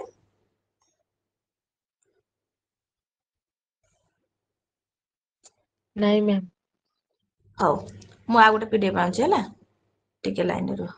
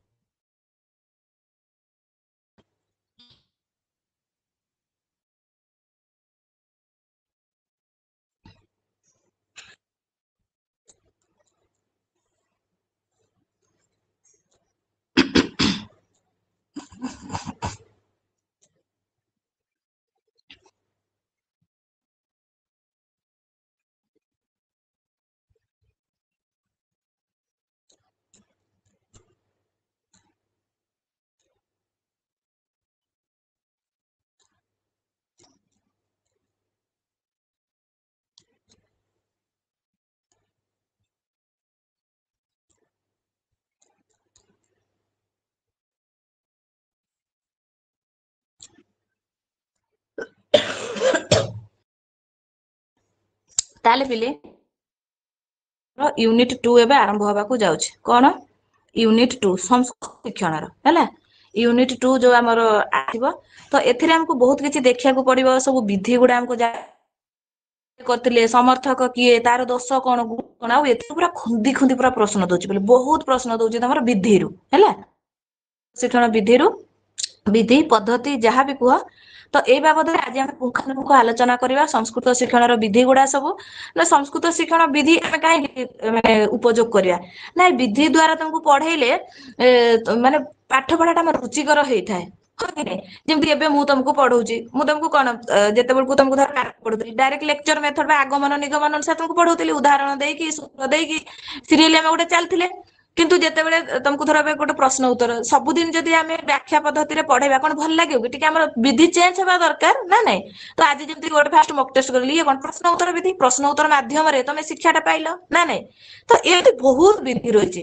ଆଉ ପରମ୍ପରାଗତ ବିଧି, ନବୀନ ବିଧି, ଆଧୁନିକ ବିଧି, ଏମିତି ସବୁ ରହିଛି। ତ ଆମେ ଆଜି ଦେଖିବା ଏଇ ସବୁ ବିଧି। ତମେ ଫାଷ୍ଟ ଜାଣିଲ ବିଧି ଆମେ କାହିଁକି ପଢିବା ନା ଆମ ଶିକ୍ଷଣଟା ଏବେ ମୁଁ ତମକୁ ପଢଉଛି ତମେ ଶୁଣୁଛ, ଇଏ ଗୋଟେ ଆମର ଶିକ୍ଷଣ କାର୍ଯ୍ୟ ଚାଲିଛି, ହଁ କି ନାଇଁ? ଆଉ ଶିକ୍ଷଣ ଲର୍ଣ୍ଣିଂ ତମେ ତ ଜାଣିଛ ଆଜୀବନ ପ୍ରଚାଲ୍ୟମାନ ପ୍ରକ୍ରିୟା ହଉଛି ଆମର ଶିକ୍ଷଣ। ଆମେ ଜୀବନ ସାରା ଆମେ ଶିଖିବା, ଆମେ ଶିଖିବାଟା କେବେ ଆମର ବନ୍ଦ ହବନି, ବିଭିନ୍ନ ପ୍ରକାର ଆମେ ଶିଖୁଛନ୍ତି ନା ନାଇଁ? ତ ଏଇ ଯୋଉ ଆମର ଶିକ୍ଷଣ ଚାଲିଛି କେମିତି ରୁଚିକର ହବ, ପ୍ରଭାବୀ ହବ, ମୁଁ ଆକ୍ଟିଭ ରହିବା ସହିତ ପିଲାମାନେ ବି ଆକ୍ଟିଭ ରହିବେ, ପାଠଟାକୁ ସାଙ୍ଗେ ସାଙ୍ଗେ ସେମାନେ ଗ୍ରହଣ କରିବେ, ସେଥିପାଇଁ ବିଧି ଆମର ଦରକାର। ଠିକ ଅଛି। ତ ସଂସ୍କୃତ ଶିକ୍ଷଣର ବିଧିର ପିଲେ ଆମେ ପରମ୍ପରାଗତ ବିଧି ଇଏ ଗୋଟେ ଭେଦ, ନବୀନ ବିଧି ପରମ୍ପରା ଯୋଉଟା ପ୍ରାଚୀନ ତୁମର ପକେଇ ଦଉଛି ମାନେ ପାରାୟଣ ବିଧି ଇଏ କୋଉ ଭଳିଆ ପାରମ୍ପରିକ ନା ଆଧୁନିକ ନା ନବୀନ ପରୀକ୍ଷାରେ ଆସୁଛି, ତେଣୁକରି ତମକୁ ଏଇଟା ନିହାତି ଦରକାର। ଆଉ ଗୋଟେ ନବୀନ ବା ଆଧୁନିକ ବିଧି, ଆଉ ଗୋଟେ ଆସିଲା ନବୀନତମ ଉପାଗମ, ନବୀନତମ ବିଧି ଯୋଉଟା ଲାଟେଷ୍ଟ ଡିଜାଇନ। ତମେ ଯଦି ଯେତେବେଳେ ମାର୍କେଟ ଯାଉଛ ଧର ଶାଢୀ କିଣିବାର ଅଛି, ତମେ କଣ ଲାଟେଷ୍ଟ ଡିଜାଇନ ଶାଢୀ ଅଛି ଆମକୁ ଦେଲ, ଆମେ ପୁରା ଭଲ ବାଲା ନବୁ ସେଇଭଳିଆ ଡିଜାଇନ ହେଲା। କହିବ ନା ଯଦି ତମକୁ ଗୋଟେ ପୁରୁଣା ଡିଜାଇନ କହିବେ ସେ ପୁରୁଣା ଡିଜାଇନ କେତେ ପିଞ୍ଚୁ ତାକୁ ଆମକୁ ଲାଟେଷ୍ଟ ଡିଜାଇନ ଦିଅ, ମୋବାଇଲ କିଣୁଛ ଯାହା କିଣୁଛ ସବୁ ତମେ ଲାଟେଷ୍ଟ ଖୋଜୁଛ, ତ ସେଇଗୁଡା ହଉଛି ନବୀନତମ।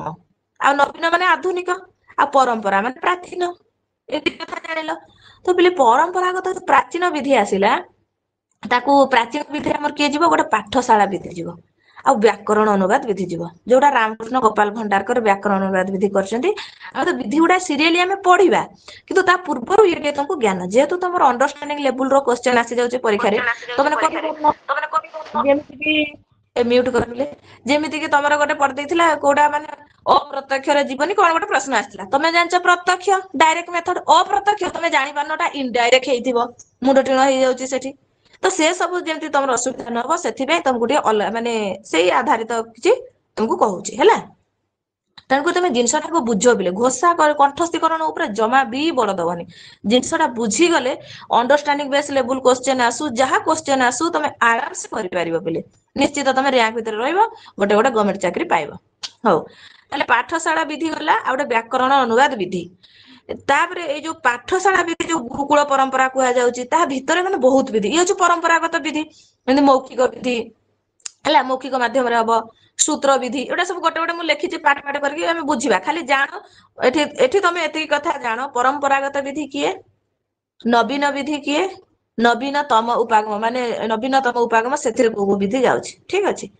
ତାହେଲେ ଏଠି ତମର ପାଠଶାଳା ବିଧି ବା ଆମର ପରମ୍ପରାଗତ ବିଧିରେ ପାଠଶାଳା ଯିବ, ମୌଖିକ ଯିବ, ସୂତ୍ର ବିଧି ଯିବ, ପାରାୟଣ ଯିବ, ବାଦ ବିବାଦ ବିଧି ଯିବ, ବ୍ୟାଖ୍ୟା ବିଧି ଯିବ, ପ୍ରଶ୍ନ ଉତ୍ତର ବିଧି ଯିବ, କଥା କଥନ ଯିବ, କକ୍ଷା ନାୟକ ଯିବ, ଭାଷଣ ଯିବ, ବ୍ୟାକରଣ ବିଧି ଯିବ। କୋଉଥିରେ? ପାଠଶାଳାରେ ବା ପରମ୍ପରାରେ ହେଲା।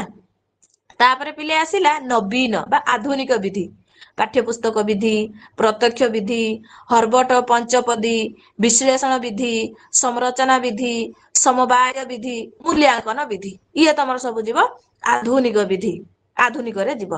ତାପରେ ନବୀନତମ ଉପାଗମ, ନବୀନତମ ଉପାଗମ ଗଲାକୁ ସୂକ୍ଷ୍ମ ଶିକ୍ଷଣ, ତମେ ଜାଣିଛ ବିଡି ଯେତେବେଳେ କରୁଥିଲ ତମେ ସୂକ୍ଷ୍ମ ଶିକ୍ଷଣ କରୁଥିଲ, ପିଲେ କହିଲ ସୂକ୍ଷ୍ମ ଶିକ୍ଷଣର ଫାଉଣ୍ଡର କିଏ? ଆଉ ମନେ ଅଛି? ମନେ ନାହିଁ ଆଉ ନୁହଁ? ସୂକ୍ଷ୍ମ ଶିକ୍ଷଣର ଫାଉଣ୍ଡର କିଏ ମନେ ନାହିଁ କିରେ ପିଲେ? ମାଇକ୍ରୋ ଟିଚିଂ ଦଉଥିଲ ବା? ଗୋଟେ ପିଲା କହିପାରିବ? ହଁ, DW ଆଲେନ ଆମେ କହନ୍ତି ନୁହଁ? ତାର ଆଗମନ ଉପାଗମ, ସମସ୍ୟା ସମାଧାନ, ପ୍ରୟୋଜନ ବିଧି, ପ୍ରୟୋଜନ ବିଧିର ଫାଉଣ୍ଡର କିଏ ଜାଣିଛ କହିଲ ଦେଖିଆ? ନହେଲେ ମାନିଯିବି ଛୁଆ ଗୁଡା ପଢୁଛ ଜାଣିବି। ପ୍ରୟୋଜନ ବିଧିର ଫାଉଣ୍ଡର ପଡିଥିଲା ଗୋଟେ ଥର ପରୀକ୍ଷାରେ। William Henry Kilpatrick. ମ୍ୟାମ୍ କିଲପେଟ୍ରିକ ଗୁଡା ତାଙ୍କ ଗୁରୁଙ୍କ ନାଁ? ନା ନା, ଏଟା ପ୍ରୟୋଜନ ବିଧି କିଲପାଟ୍ରିକ କରିଥିଲେ ନା, ଆଉ ଇଏ ଫେମସ ପ୍ରୟୋଜନ ବିଧିଟା ଯୋଉଟା ପ୍ରୋଜେକ୍ଟ ଆଜ୍ଞା ମ୍ୟାମ୍। ମେଥଡ କହୁଛ। ମୁଁ ଗୁରୁଙ୍କ ଗୋଟେ ନାଁ ଯେତେବେଳେ ଅନୁସାରେ ସେ ପଢିଥିଲି ତ ସେଟା କରିଥିଲେ, ତଳେ ଲେଖା ହେଇଥିଲା ଗୁରୁଙ୍କ ନାଁ ୱିଲିୟମ ହେନରୀ ଅନୁସାରେ। କିଲପେଟ୍ରିକ ବୋଲିକା। ହଁ ହଁ ହଁ, ତାଙ୍କ ଗୁରୁଙ୍କ ନାଁ ଅନୁସାରେ କରିଥିଲେ ଆଉ। ଠିକ ଅଛି।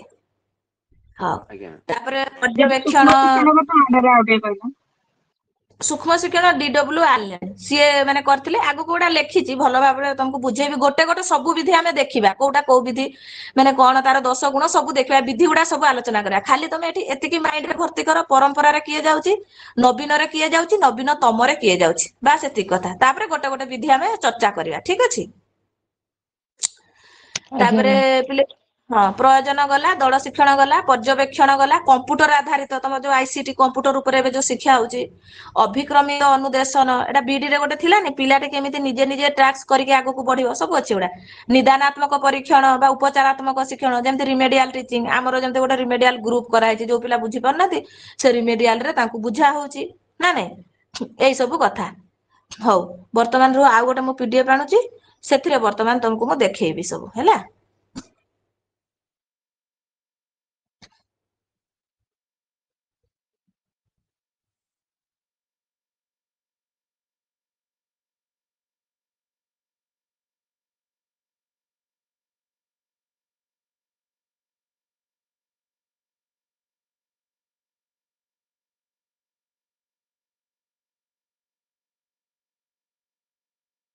ଏଟା ନୁହଁ।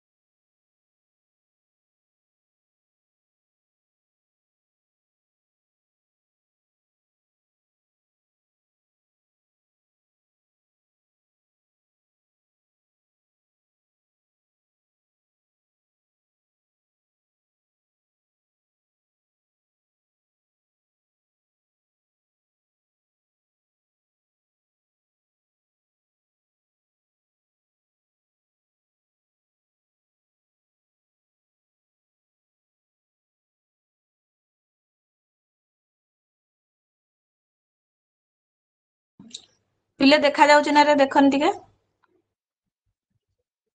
ଆଜ୍ଞା ଦିଦି ଦେଖାହଉଛି। ଆଜ୍ଞା ମ୍ୟାମ୍। ଓହୋ ହଉ ତାହେଲେ ଆମେ ସଂସ୍କୃତ ଶିକ୍ଷଣର ବିଧି ଉପରେ, କିନ୍ତୁ ଏଇଟା ଟିକେ ଅକ୍ଷର ଟିକେ ଏପଟ ସେପଟ ହେଇଗଲା, ମୁଁ ତମକୁ ଭଲସେ କରିକି ଦେଇଦେବି ହେଲା, ତାକୁ ସ୍କାନରରେ କରିଥିଲେ ହେଇଥାନ୍ତା। ଭାଷା ଟିକେ ଏପଟ ସେପଟ ହେଇଗଲା ପିଲେ। ହଉ ଆମେ ତ ଜାଣିଛନ୍ତି, ମୁଁ ତମକୁ ଭଲସେ କରି ପଛରେ ଦେଇଦେବି ଆଉ, ଠିକ ଅଛି। ତ ଫାଷ୍ଟ ଆମେ ଯୋଉ ସଂସ୍କୃତ ଶିକ୍ଷଣ ବିଧି ଯୋଉ ଆମେ ବ୍ୟବହାର କରୁଛନ୍ତି, ମାନେ ଏଇ ସବୁ ବିଧି ଉପରେ ଆମେ ଟିକେ ବର୍ତ୍ତମାନ ଆଲୋଚନା କରିବା ହେଲା।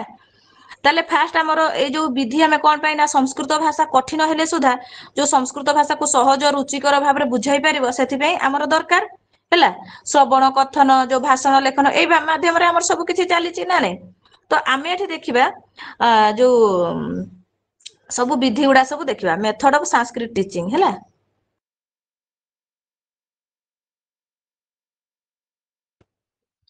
ମୁଁ ହ୍ୱାଟ୍ସଆପ ରେ ତାକୁ ଭଲ ଭାବରେ କରିକି ପଠେଇଦେବି, ଏଠି ଟିକେ ଏପଟ ସେପଟ ହେଇଗଲା।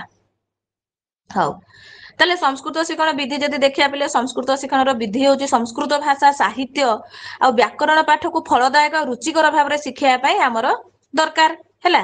ତାର ଉଦ୍ଦେଶ୍ୟ କଣ ନା ସଂସ୍କୃତ ଭାଷାକୁ ଶୁଦ୍ଧ ଉଚ୍ଚାରଣ ଶିଖାଇବ, ଛାତ୍ରମାନଙ୍କର ଶ୍ରବଣ ପାଠନ ଲେଖନ ଅର୍ଥ ଗ୍ରହଣ ଶକ୍ତି ବିକାଶ କରିବ, ସଂସ୍କୃତ ସାହିତ୍ୟ ସଂସ୍କୃତି ପ୍ରତି ରୁଚି ମାନେ ଜନ୍ମାଇବ, ଏଇଭଳିଆ ସବୁ ତାର ଅଛି। ତାହେଲେ ସଂସ୍କୃତ ଶିକ୍ଷଣ ପ୍ରମୁଖ ବିଧି ଯଦି ଆମେ ଦେଖିବା ପିଲେ ପାଠଶାଳା ବିଧି, ବ୍ୟାକରଣ ବିଧି, ଅନୁବାଦ ବିଧି ହେଲା କି, ତାପରେ ଏଟା ହଉଛି ତମର ଡାଇରେକ୍ଟ ମେଥଡ ଯୋଉଟା ପ୍ରତ୍ୟକ୍ଷ ବିଧି ହେଲା, ତାପରେ ଏଠି ସବୁ ଚେଞ୍ଜ ଚାଞ୍ଜ ହେଇଗଲା ପିଲେ, ଯୋଉଟା ଦୃଶ୍ୟ ଶ୍ରବ୍ୟ ବିଧି ମାନେ ଚେଞ୍ଜ ହେଇଗଲା ଟିକେ ମାନେ ଇଏଗୁଡା, କ୍ରିୟାଶୀଳ ବିଧି, ଏମିତି ବହୁତ ବିଧି ରହିଛି। ତ ଗୋଟେ ଗୋଟେ ଆମେ ଯିବା, ଯେମିତି ତମକୁ ଦେଖଉଥିଲି ପାଠଶାଳା ବିଧିରୁ ଆମେ ଆରମ୍ଭ କରିବା। ଫାଷ୍ଟ ଆମେ କଣ ପଢିବା ନା ପାଠଶାଳା ମାନେ ପରମ୍ପରାଗତ ଆମର ଯୋଉ ବିଧି ରହିଛି। ଅକ୍ଷର ଗୁଡା ଛୋଟ ଦେଖାଯାଉଛି କି ନା ଠିକ ଠାକ ଲାଗୁଛି? ନହେଲେ ଟିକେ ଜୁମ କରିଦବା।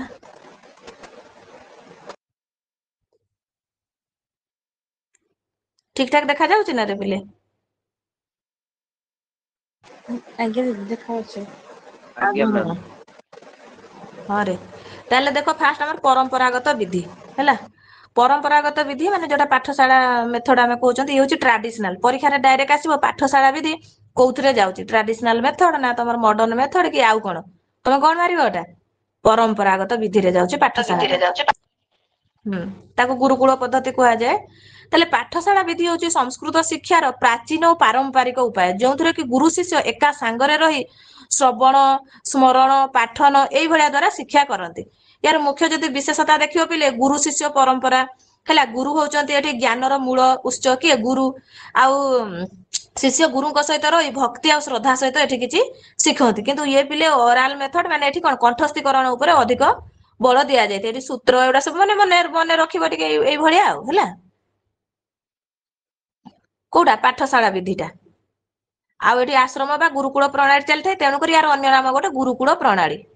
ଶିଷ୍ୟ ଗୁରୁଙ୍କ ଆଶ୍ରମରେ ରହି ଶିକ୍ଷା ଗ୍ରହଣ କରନ୍ତି। ଏହା ଜୀବନ ଶୈଳୀ ନୀତି ଆଉ ଆଚାର ମଧ୍ୟ ଶିଖାଏ। ଏଠି ଆମ୍ବ ଆଚାର ଭାବିବନି ହେଲା। ଯୋଉ ମାନେ ତାଙ୍କର ଜୀବନ ଶୈଳୀ କେମିତି ହବା ଦରକାର, ମାନେ ନୈତିକ ଜ୍ଞାନର କେମିତି ବିକାଶ ହବ, ଜଣେ ଭଲ ପୁରା ଆଦର୍ଶ ଉତ୍ତମ ଚରିତ୍ରର ମଣିଷଟିଏ କେମିତି ହବ ହେଲା।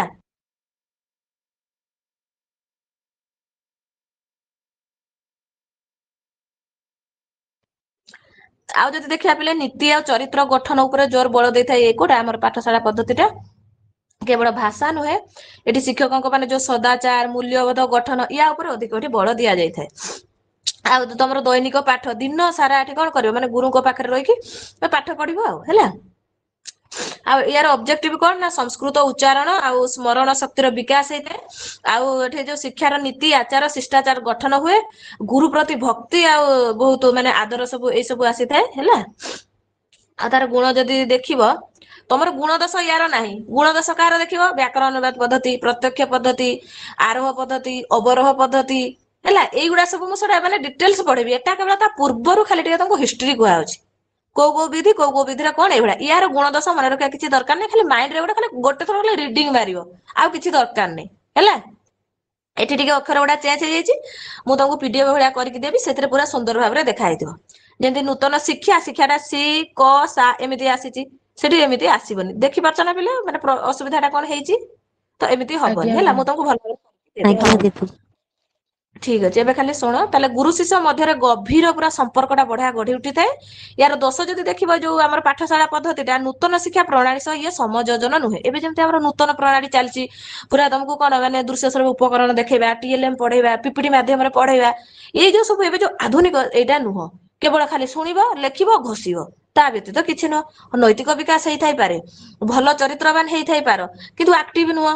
ଏବେ ଯୋଉ ଆମ ଡିଜିଟାଲ ଯୁଗରେ ସେମିତି କିଛି ତମେ ଟିକେ ଆକ୍ଟିଭ ହେଇପାରିବନି। ସେଥିପାଇଁ ସେ କହୁଛି ନୂତନ ଶିକ୍ଷା ପ୍ରଣାଳୀ ସହ ସମାଯୋଜନ ନୁହେଁ।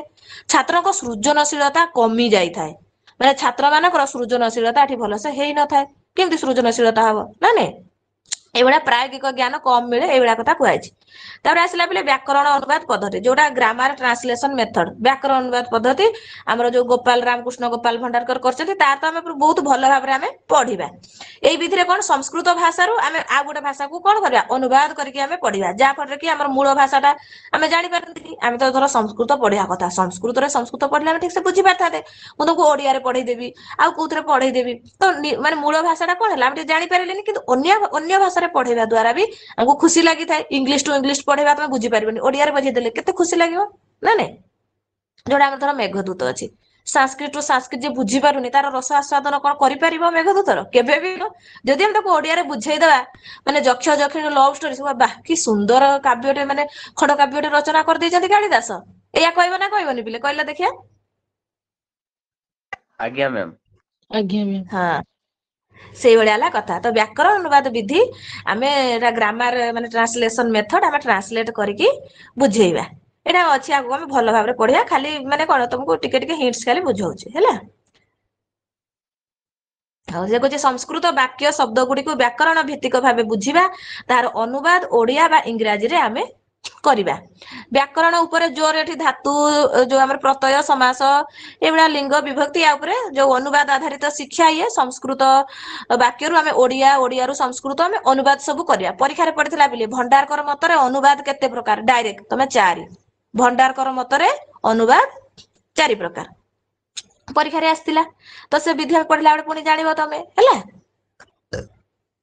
ଏଇଭଳିଆ କଥା ହଉଛି। ଏଠି ତମର କଥନ ଶ୍ରବଣ ଏଇ ଉପରେ ଟିକେ କଣ ଅଧିକ ବଳ ଦିଆଯାଇଥାଏ। ଆଉ ଏଟା ଶିକ୍ଷକ କେନ୍ଦ୍ରିତ ପ୍ରଣାଳୀ ହେଲା। ଆଉ ପୁସ୍ତକ ଆଧାରିତ ବି ଶିକ୍ଷା କରାଯାଏ। ଆଉ ସଂସ୍କୃତ ରଚନା ପାଠନ ଲେଖନର ଦକ୍ଷତା ଟିକେ ହବ। ବ୍ୟାକରଣ ନିୟମ ଦ୍ଵାରା ଭାଷାର ଗଠନ ବୁଝାଇବ। ଅର୍ଥ ଗ୍ରହଣ ମାନେ ଯୋଉ ଅନୁବାଦ, ୟା ଉପରେ ଟିକେ ବିକାଶ ହବ। ଆଉ ଗୁଣ ଦୋଷ ଯୋଉଟା ଆମେ ସେ ଭଲ ଯୋଉ ସିଟି ବୁକ୍ ଅନୁସାରେ ସେ ଗୁଣ ଦୋଷ ଦେଖିବା। ଏଠି ଯୋଉଟା ଖାଲି ବୁଝିବା ପାଇଁ ଟିକେ ହାଲକା ଫୁଲକା ମୁଁ ଲେଖିଦେଇଛି। ଭାଷାର ଗଠନ ନିୟମ ସ୍ପଷ୍ଟ ହୁଏ। ଛାତ୍ର ନିଜେ ବାକ୍ୟ ଗଠନ କରିପାରେ। ଅନୁବାଦ କଲାକୁ ତମେ ନିଜେ ବାକ୍ୟ ଗଠନ କରିବ। ଅର୍ଥ ବ୍ୟାକରଣ ସ୍ପଷ୍ଟତା ଆସେ।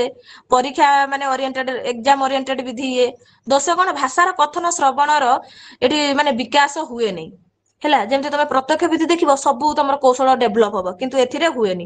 ଛାତ୍ରଙ୍କର ରୁଚି ହ୍ରାସ ପାଏ। ମାନେ ଇଏ ଗୋଟେ ନିରାଶ, ମାନେ କଣ ନିରସ ପଦ୍ଧତି ବ୍ୟାକରଣ ଅନୁବାଦ ପଦ୍ଧତି। ସୃଜନଶୀଳ ଏତେଟା ତମର ହୁଏନି। ଅଧିକ ସମୟ ଆଉ ମାନେ ଅଧିକ ସ୍ମରଣ ନିୟମ ଉପରେ ଭରସା ଏଇଠି ଯାଏ। ତାହେଲେ ବ୍ୟାକରଣ ଅନୁବାଦ ବିଧି ହଉଛି ପରମ୍ପରାଗତ ସଂସ୍କୃତ ଶିକ୍ଷା ପ୍ରଣାଳୀ, ଯୋଉଥିରେ କି ଭାଷାକୁ ବ୍ୟାକରଣ ଅନୁବାଦ ମାଧ୍ୟମରେ ଶିଖାଯାଏ। ଆଉ ଏଥିରେ କଥନ ଯୋଉ ଏଇଭଳିଆ ଉପରେ ମାନେ କମ ବିକାଶ ହୁଏ। ମାନେ ଏଠି ଆମର ଯୋଉ ରହିଲା କୌଶଳ ଉପରେ ଟିକେ କମ ବିକାଶ ହେଇଥାଏ। ତାପରେ ଆଉ ଗୋଟେ ଆସିଲା ମରାଲ, ମାନେ ଅରାଲ ମେଥଡ, ଯୋଉଟା ମୌଖିକ ବିଧି। ତାହେଲେ ଆମେ ପଢୁଛନ୍ତି ପାରମ୍ପରିକ ବିଧିରେ କିଏ କିଏ ଗଲାଣି ପିଲେ?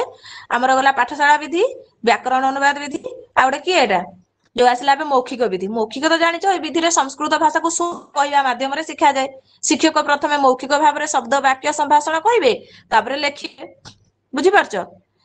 ତାହେଲେ ୟାର ମୁଖ୍ୟ ବିଶେଷତା ଯଦି ଦେଖିବ, ଶ୍ରବଣ କଥନ ଉପରେ ଛାତ୍ର ପ୍ରଥମେ ଶୁଣିଥାଏ, ତାପରେ ପୁନରାବୃତ୍ତି କରେ।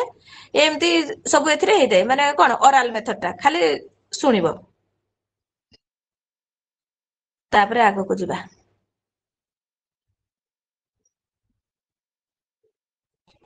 ଆଉ ଗୋଟେ ଆସିଲା ସୂତ୍ର ବିଧି। ଇଏ ବି ତମର ଯାଉଛି ପାରମ୍ପରିକ ବିଧିରେ ହେଲା। ସୂତ୍ର ମାନେ ଏଠି ଯୋଉ ମାନେ ସଂସ୍କୃତ ର ଯୋଉ ମାନେ ସୂତ୍ର ରହିଛି, ମାନେ କିଛି ସୂତ୍ର ନେଇକି ତାପରେ ଆମେ ଅର୍ଥ ବୁଝେଇକି ଆଗକୁ ବଢିବା। ସେତେବେଳକୁ ତ ବେଶୀ ମାନେ କଣ ପାଣିନିଙ୍କର ସବୁ ସୂତ୍ର ଉପରେ ବେଶୀ ମାନେ ସୂତ୍ର ଘୋଷିବ। ବହୁତ ମନେ ରଖନ୍ତି, ଗୁରୁକୁଳରେ ପଢନ୍ତୁ, ଯୋଉଠି ପଢନ୍ତୁ, ସୂତ୍ରକୁ ବେଶୀ ପ୍ରାଧାନ୍ୟ ଦିଆଯାଏ। ଆଗ ସୂତ୍ର, ତାପରେ ତମେ ବୁଝିବ ଆଉ କିଛି, ନା ନାଇଁ?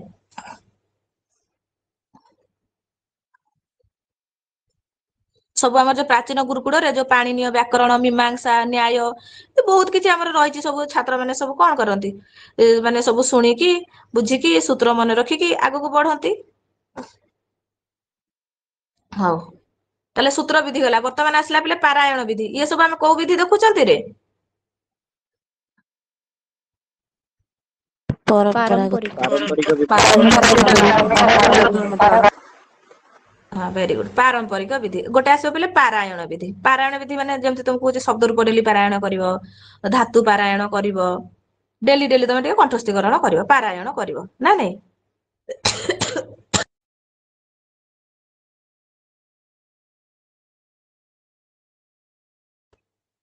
ତାହେଲେ ପାରାୟଣ ବିଧି ଟିକେ ଦେଖିଦବା।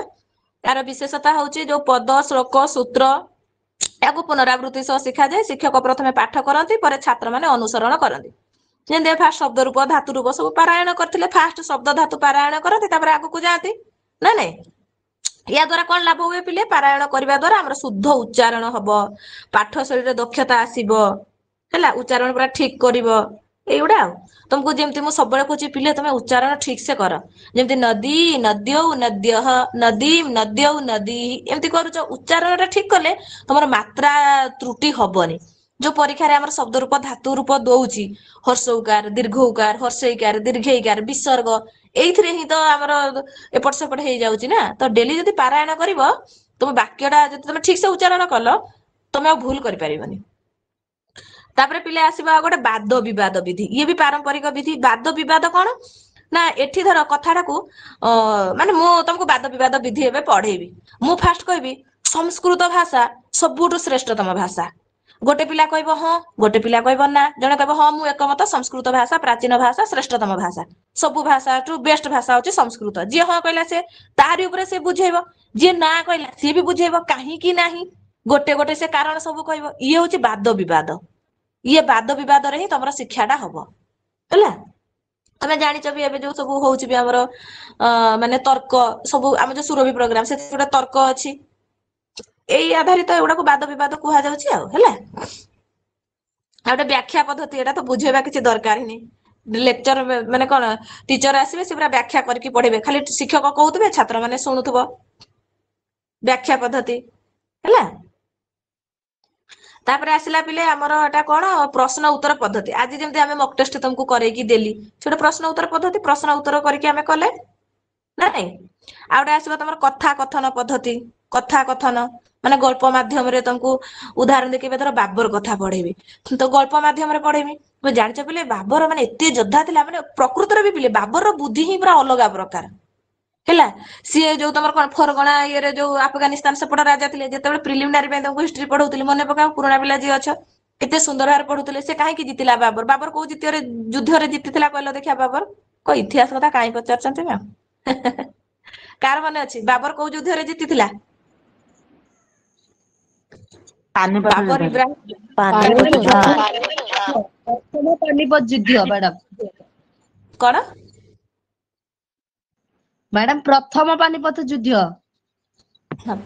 ପାନିପତ ଯୁଦ୍ଧରେ ସେ ଜିତିଥିଲା ଭେରି ଗୁଡ କାହିଁକି ନା ତାର ଯୁଦ୍ଧ କରିବା ଷ୍ଟାଇଲ ହିଁ ପୁରା ଅଲଗା ପ୍ରକାର ସିଏ ଫାଷ୍ଟ କଣ ରଖିଦବ ସିଏ ଆକ୍ଚୁଆଲି ଯୋଉ ଗୋଳା ବାରୁଦ ବ୍ୟବହାର କଲା ସେଟା କେହି ଆମ ଇଣ୍ଡିଆ ଲୋକ ଜାଣିନଥିଲେ ପିଲେ ଯୋଉ ବାରୁଦ ବ୍ୟବହାର ସେଥିପାଇଁ ସେ ପୁରା ଉଡେଇ ଦେଲା ହେଲା ତାପରେ ତାର ମାନେ ସିଷ୍ଟମେଟିକ ଆଗ କିଏ ରହିବ ଆଗ ଥର ମାନେ ହାତୀକୁ ସେ ରଖିଦବ ବଡ ବଡ ହାତୀ ତାପରେ ସୈନ୍ୟ ଏମିତି ମାନେ ତା ସିଷ୍ଟମେଟିକ ତାର ଯୁଦ୍ଧ କରିବା ଡିଜାଇନ ହିଁ ଅଲଗା ପ୍ରକାର ମାନେ ତାର ଷ୍ଟାଇଲ ହିଁ ଅଲଗା ବାବର ସେଥିପାଇଁ ସେ ଜିତିଗଲା ବହୁତ ଯୋଦ୍ଧା ସିଏ ତ ଏମିତି ମାନେ ଗଳ୍ପ ମାଧ୍ୟମରେ ତମକୁ ପଢେଇଲା ବେଳକୁ ତମକୁ ଇଣ୍ଟରେଷ୍ଟିଂ ଲାଗିବ ଯେମିତି ମୁଁ ତମକୁ ସ୍ୱପ୍ନ ବାସବ ଦତ୍ତ ଯେତେବେଳେ ପଢେଇଲି ସଂସ୍କୃତରେ ଉଦୟନ ବାସବ ଦତ୍ତାର ଯୋଉ ଲଭ ଷ୍ଟୋରି କହିଲି କେତେ ସୁନ୍ଦର ଲାଗିଲା ବା ଗୋଟେ ଦୁଷ୍ୟନ୍ତଙ୍କ ଶକୁନ୍ତଳାଙ୍କର ଯୋଉ ଅଭିଜ୍ଞାନ ଶାକୁନ୍ତଳ ପଢେଇଲି ଗୋଟେ ଗପ ମାଧ୍ୟମରେ ଆଗ ତମକୁ ଗପଟା କହିଛି ମୁଁ କହିଲି ପିଲା ଆଗ ଗପଟା ଶୁଣିଦିଅ ତାପରେ ଆମେ ତା ଭିତରକୁ ପଶିବା ଲେଖକ କିଏ କଣ କିଏ ସେଠି ରୀତି କଣ ଗୁଣ କଣ ଅଙ୍କ କଣ ସବୁ ଆମେ ଚର୍ଚ୍ଚା କଲେ ଆଗ ଗପ କହିଥିଲି ନା କହିନଥିଲି କହିଲ ଦେଖିବା ଆଜ୍ଞା ମ୍ୟାମ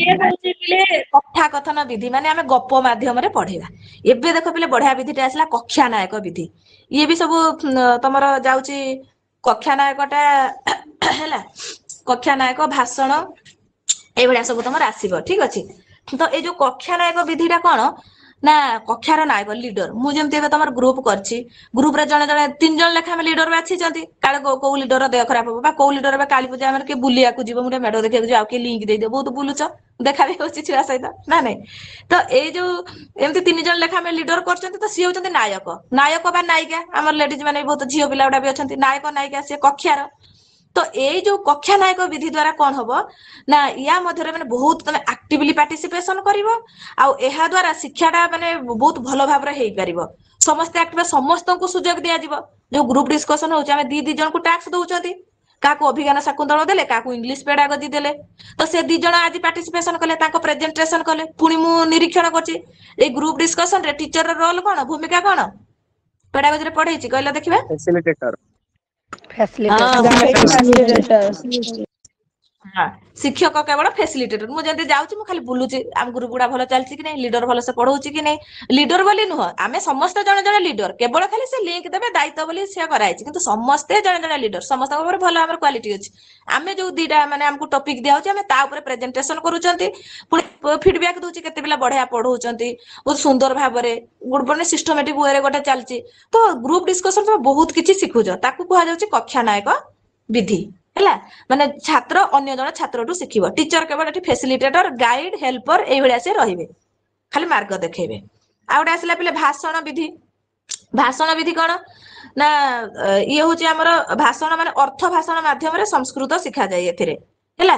ଆଉ ଗୋଟେ ବ୍ୟାକରଣ ବିଧି। ବ୍ୟାକରଣ ବିଧି ତ ଜାଣିଛ ଅର୍ଥ ସଂସ୍କୃତ ଶିକ୍ଷାକୁ ବ୍ୟାକରଣ ଆଧାରରେ ଆମେ ଶିଖେଇବା ଧାତୁ ପ୍ରତ୍ୟୟ ସମାସ ହେଲା କୃଦନ୍ତ ତଦ୍ଧିତ ଏମିତି ନିୟମ ରୂପ ଧାତୁ ପାଠ ଏଇଭଳିଆ ମାଧ୍ୟମରେ ଆମେ ପଢେଇବା ତାକୁ ଆମେ କହିବା କଣ ନା ଆମେ କହିବା ଯୋଉ ବ୍ୟାକରଣ ବିଧି ଏଇଭଳିଆ ରହିଲା। ଇଏ ପିଲେ ସବୁ ଗଲା ତମର କଣ ଇଏ ଗଲା ସବୁ ତମର ପାରମ୍ପରିକ ବିଧି। ତାହେଲେ ପାରମ୍ପରିକ ବିଧିରେ ଆମେ କଣ କଣ ପଢିଲେ ପାଠଶାଳା ବିଧି ପଢିଲେ ବ୍ୟାକରଣ ଅନୁବାଦ ବିଧି ପଢିଲେ ମୌଖିକ ବିଧି ପଢିଲେ ସୂତ୍ର ବିଧି ପଢିଲେ ପାରାୟଣ ବାଦ ବିବାଦ ବ୍ୟାଖ୍ୟା ବିଧି ପ୍ରଶ୍ନ ଉତ୍ତର ବିଧି ବ୍ୟାକରଣ ବିଧି କକ୍ଷା ନାୟକ ବିଧି ଭାଷଣ ବିଧି ଆଉ ବ୍ୟାକରଣ ବିଧି ଏତିକି ଗଲା। ଏଗୁଡା ଖାଲି ସାମାନ୍ୟ ରୂପରେ ତମକୁ ଦେଖଉଛି ପିଲେ ପୁଣି ଆମ ସିଲାବସ ୱାଇଜ ଆମେ ଗୋଟେ ଗୋଟେ ଯିବା। ବ୍ୟାକରଣ ଅନୁବାଦ ପଢିବା ପ୍ରତ୍ୟକ୍ଷ ପଢିବା ପରୋକ୍ଷ ପଢିବା ଆଗମନ ପଢିବା ନିଗମନ ପଢିବା ତାପରେ ପୁଣି ତମର ଅନ୍ବୟ ରହିଛି କଣ ରେ ଏଗୁଡା ସବୁ ଦଣ୍ଡାନୟ ଖଣ୍ଡାନୟ ତାକୁ ପଢିବା ତାର ଗୁଣ ଦୋଷ ପୁରା ଛିନଛତର ପୁରା କରିବାକୁ ପୁରା ବହୁତ ଭଲ ଭାବରେ ତାକୁ ପଢିବା। ଏଟା କେବଳ ତମକୁ ଦଉଛି ତା ପୂର୍ବରୁ ଆମ ପରମ୍ପରାରେ କିଏ ଯାଉଛି ନବୀନରେ କିଏ ଯାଉଛି ନବୀନତମରେ କିଏ ଯାଉଛି ପ୍ରଶ୍ନ ଆସି ଯାଉଛି ନା ପିଲେ ପକେଇ ଦଉଛି ପାରାୟଣ ବିଧି ଟା କୋଉଥିରେ ଯିବ ବା ଆମର ଗୋଟେ ପଡିନ ଟ୍ରାଡିସନାଲ ମେଥଡ ଗୋଟେ ପଡିନଥିଲା ପିଲେ ୟା ପୂର୍ବରୁ ସେଥିପାଇଁ ଏଇଟା ତମକୁ ଗୋଟେ ବୁଝଉଛି। ବର୍ତ୍ତମାନ ଆସିଲା ପିଲେ ଆଧୁନିକ ବିଧି ହେଲା। ବର୍ତ୍ତମାନ କଣ ଆଧୁନିକ ସଂସ୍କୃତ ଶିକ୍ଷଣ ବିଧି ମଡର୍ନ ମେଥଡସ ଅଫ ସାଂସ୍କ୍ରିଟ ଟିଚିଂ।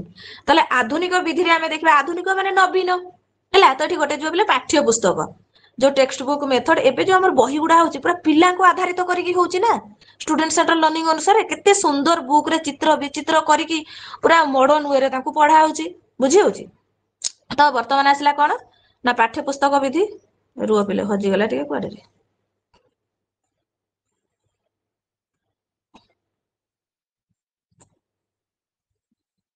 ହଁ ପାଠ୍ୟ ପୁସ୍ତକ ବିଧି ବର୍ତ୍ତମାନ ଟେକ୍ସଟ ବୁକ୍ ମାନେ ଟେକ୍ସଟ ବୁକ୍ ମେଥଡ ଟା ଆମେ ଦେଖିବା ଏବେ ହେଲା।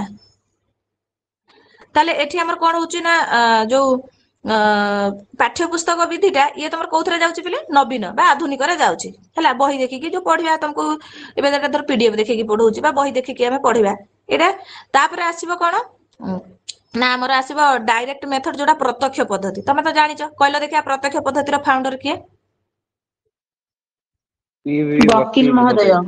ବକିଲ ମହୋଦୟ। ଓକିଲ ମହୋଦୟ ଯୋଉ କହୁଛ ଏଇଟା ଗୋଟେ ଥର ପରୀକ୍ଷାରେ ପଡିଥିଲା ତାର ଫାଉଣ୍ଡର କିଏ ବୋଲି ହେଲା। ତ ପ୍ରତ୍ୟକ୍ଷ ପଦ୍ଧତିରେ ଆମେ ପୁରା ଭଲ ଭାବରେ ପଢିବା ତାର ଗୁଣ ଦୋଷ ସବୁ ଆଲୋଚନା କରିବା। ଖାଲି ଏଟା ଜାଣ ଯୋଉ ମାନେ ଆମେ କଣ ଏଇ ବିଧିରେ ସଂସ୍କୃତ ଭାଷାକୁ ସିଧାସଳଖ ଭାବରେ ବୁଝାଯାଏ। ଏଠି ମାତୃଭାଷାର ପ୍ରୟୋଗ ହବ ନାହିଁ। ଭେରି ଭେରି ଇମ୍ପୋର୍ଟାନ୍ସ ଏଇଟା ଗୋଟେ ପଡେ ପିଲେ ମାତୃଭାଷାର ପ୍ରୟୋଗ କୋଉଠି କରିବାନି ନା ଡାଇରେକ୍ଟ ମେଥଡ ଯୋଉଟା ମାତୃଭାଷାକୁ ଛାଡିକି ଆଉ ସବୁ ତମେ ଏଠି କରିପାରିବ। ଯୋଉଟା ଯୋଉ ଭାଷା ସେଇ ଭାଷାରେ ହିଁ ପଢେଇବ। ଯେତେବେଳେ ବ୍ୟାକରଣ ଅନୁବାଦ ପଦ୍ଧତି ଆସିଲା ମୂଳ ଭାଷାର ଅବକ୍ଷୟ ହେଲା। ଯୋଉ ରାମକୃଷ୍ଣ ଗୋପାଳ ଭଣ୍ଡାରକର ଆମର କଲେ ସେଥିରେ କଣ ନା ସଂସ୍କୃତ ଭାଷାକୁ ଆମେ ଓଡିଆରେ ପଢେଇବା ଇଂଲିଶକୁ ଓଡିଆରେ ପଢେଇବା ନା ଯୋଉଟା ଯୋଉ ଭାଷା ସେଥିରେ ନ ପଢେଇକି ଆମେ ତାକୁ ଅନୁବାଦ ଟ୍ରାନ୍ସଲେଟ କରିକି ପଢେଇବା ଯାହା ଫଳରେ କି ମୂଳ ଭାଷା ଟିକେ ଆମର ହେଇପାରିଲାନି।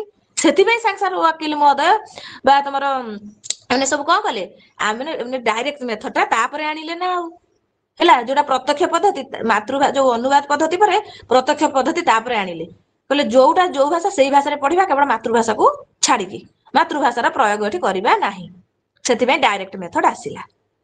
ଆଉ ଏଠି ପିଲେ ତମର ଶ୍ରବଣ ଭାଷଣ ପଠନ ଲେଖନ ଉପରେ ଜୋର ଦିଆଯାଇଥାଏ। ତମର ପୁରା ମାନେ ଭାଷା କୌଶଳ ଏଠି ବହୁତ ଡେଭଲପ ହେଇଥାଏ ହେଲା। ସଂସ୍କୃତ ଏଠି ଶିକ୍ଷକ ସଂସ୍କୃତରେ ପଢାନ୍ତି ଶିକ୍ଷାର୍ଥୀ ସଂସ୍କୃତରେ ଉତ୍ତର ଦିଅନ୍ତି ଏମିତି ସବୁ ହେଇଥାଏ। ଏଗୁଡା ସବୁ ଆମେ ଦେଖିବା। ତାପରେ ଗୋଟେ ହର୍ବଟ ପଞ୍ଚପଦୀ ତମେ ଜାଣିଛ ହର୍ବଟ ପଞ୍ଚପଦୀ ପଢିଥିଲା ପରୀକ୍ଷାରେ ବି ତାଙ୍କର ଫୁଲ ନା କହିଲ ଦେଖିବା କିଏ ମନେ ରଖିଛ ହର୍ବଟଙ୍କର?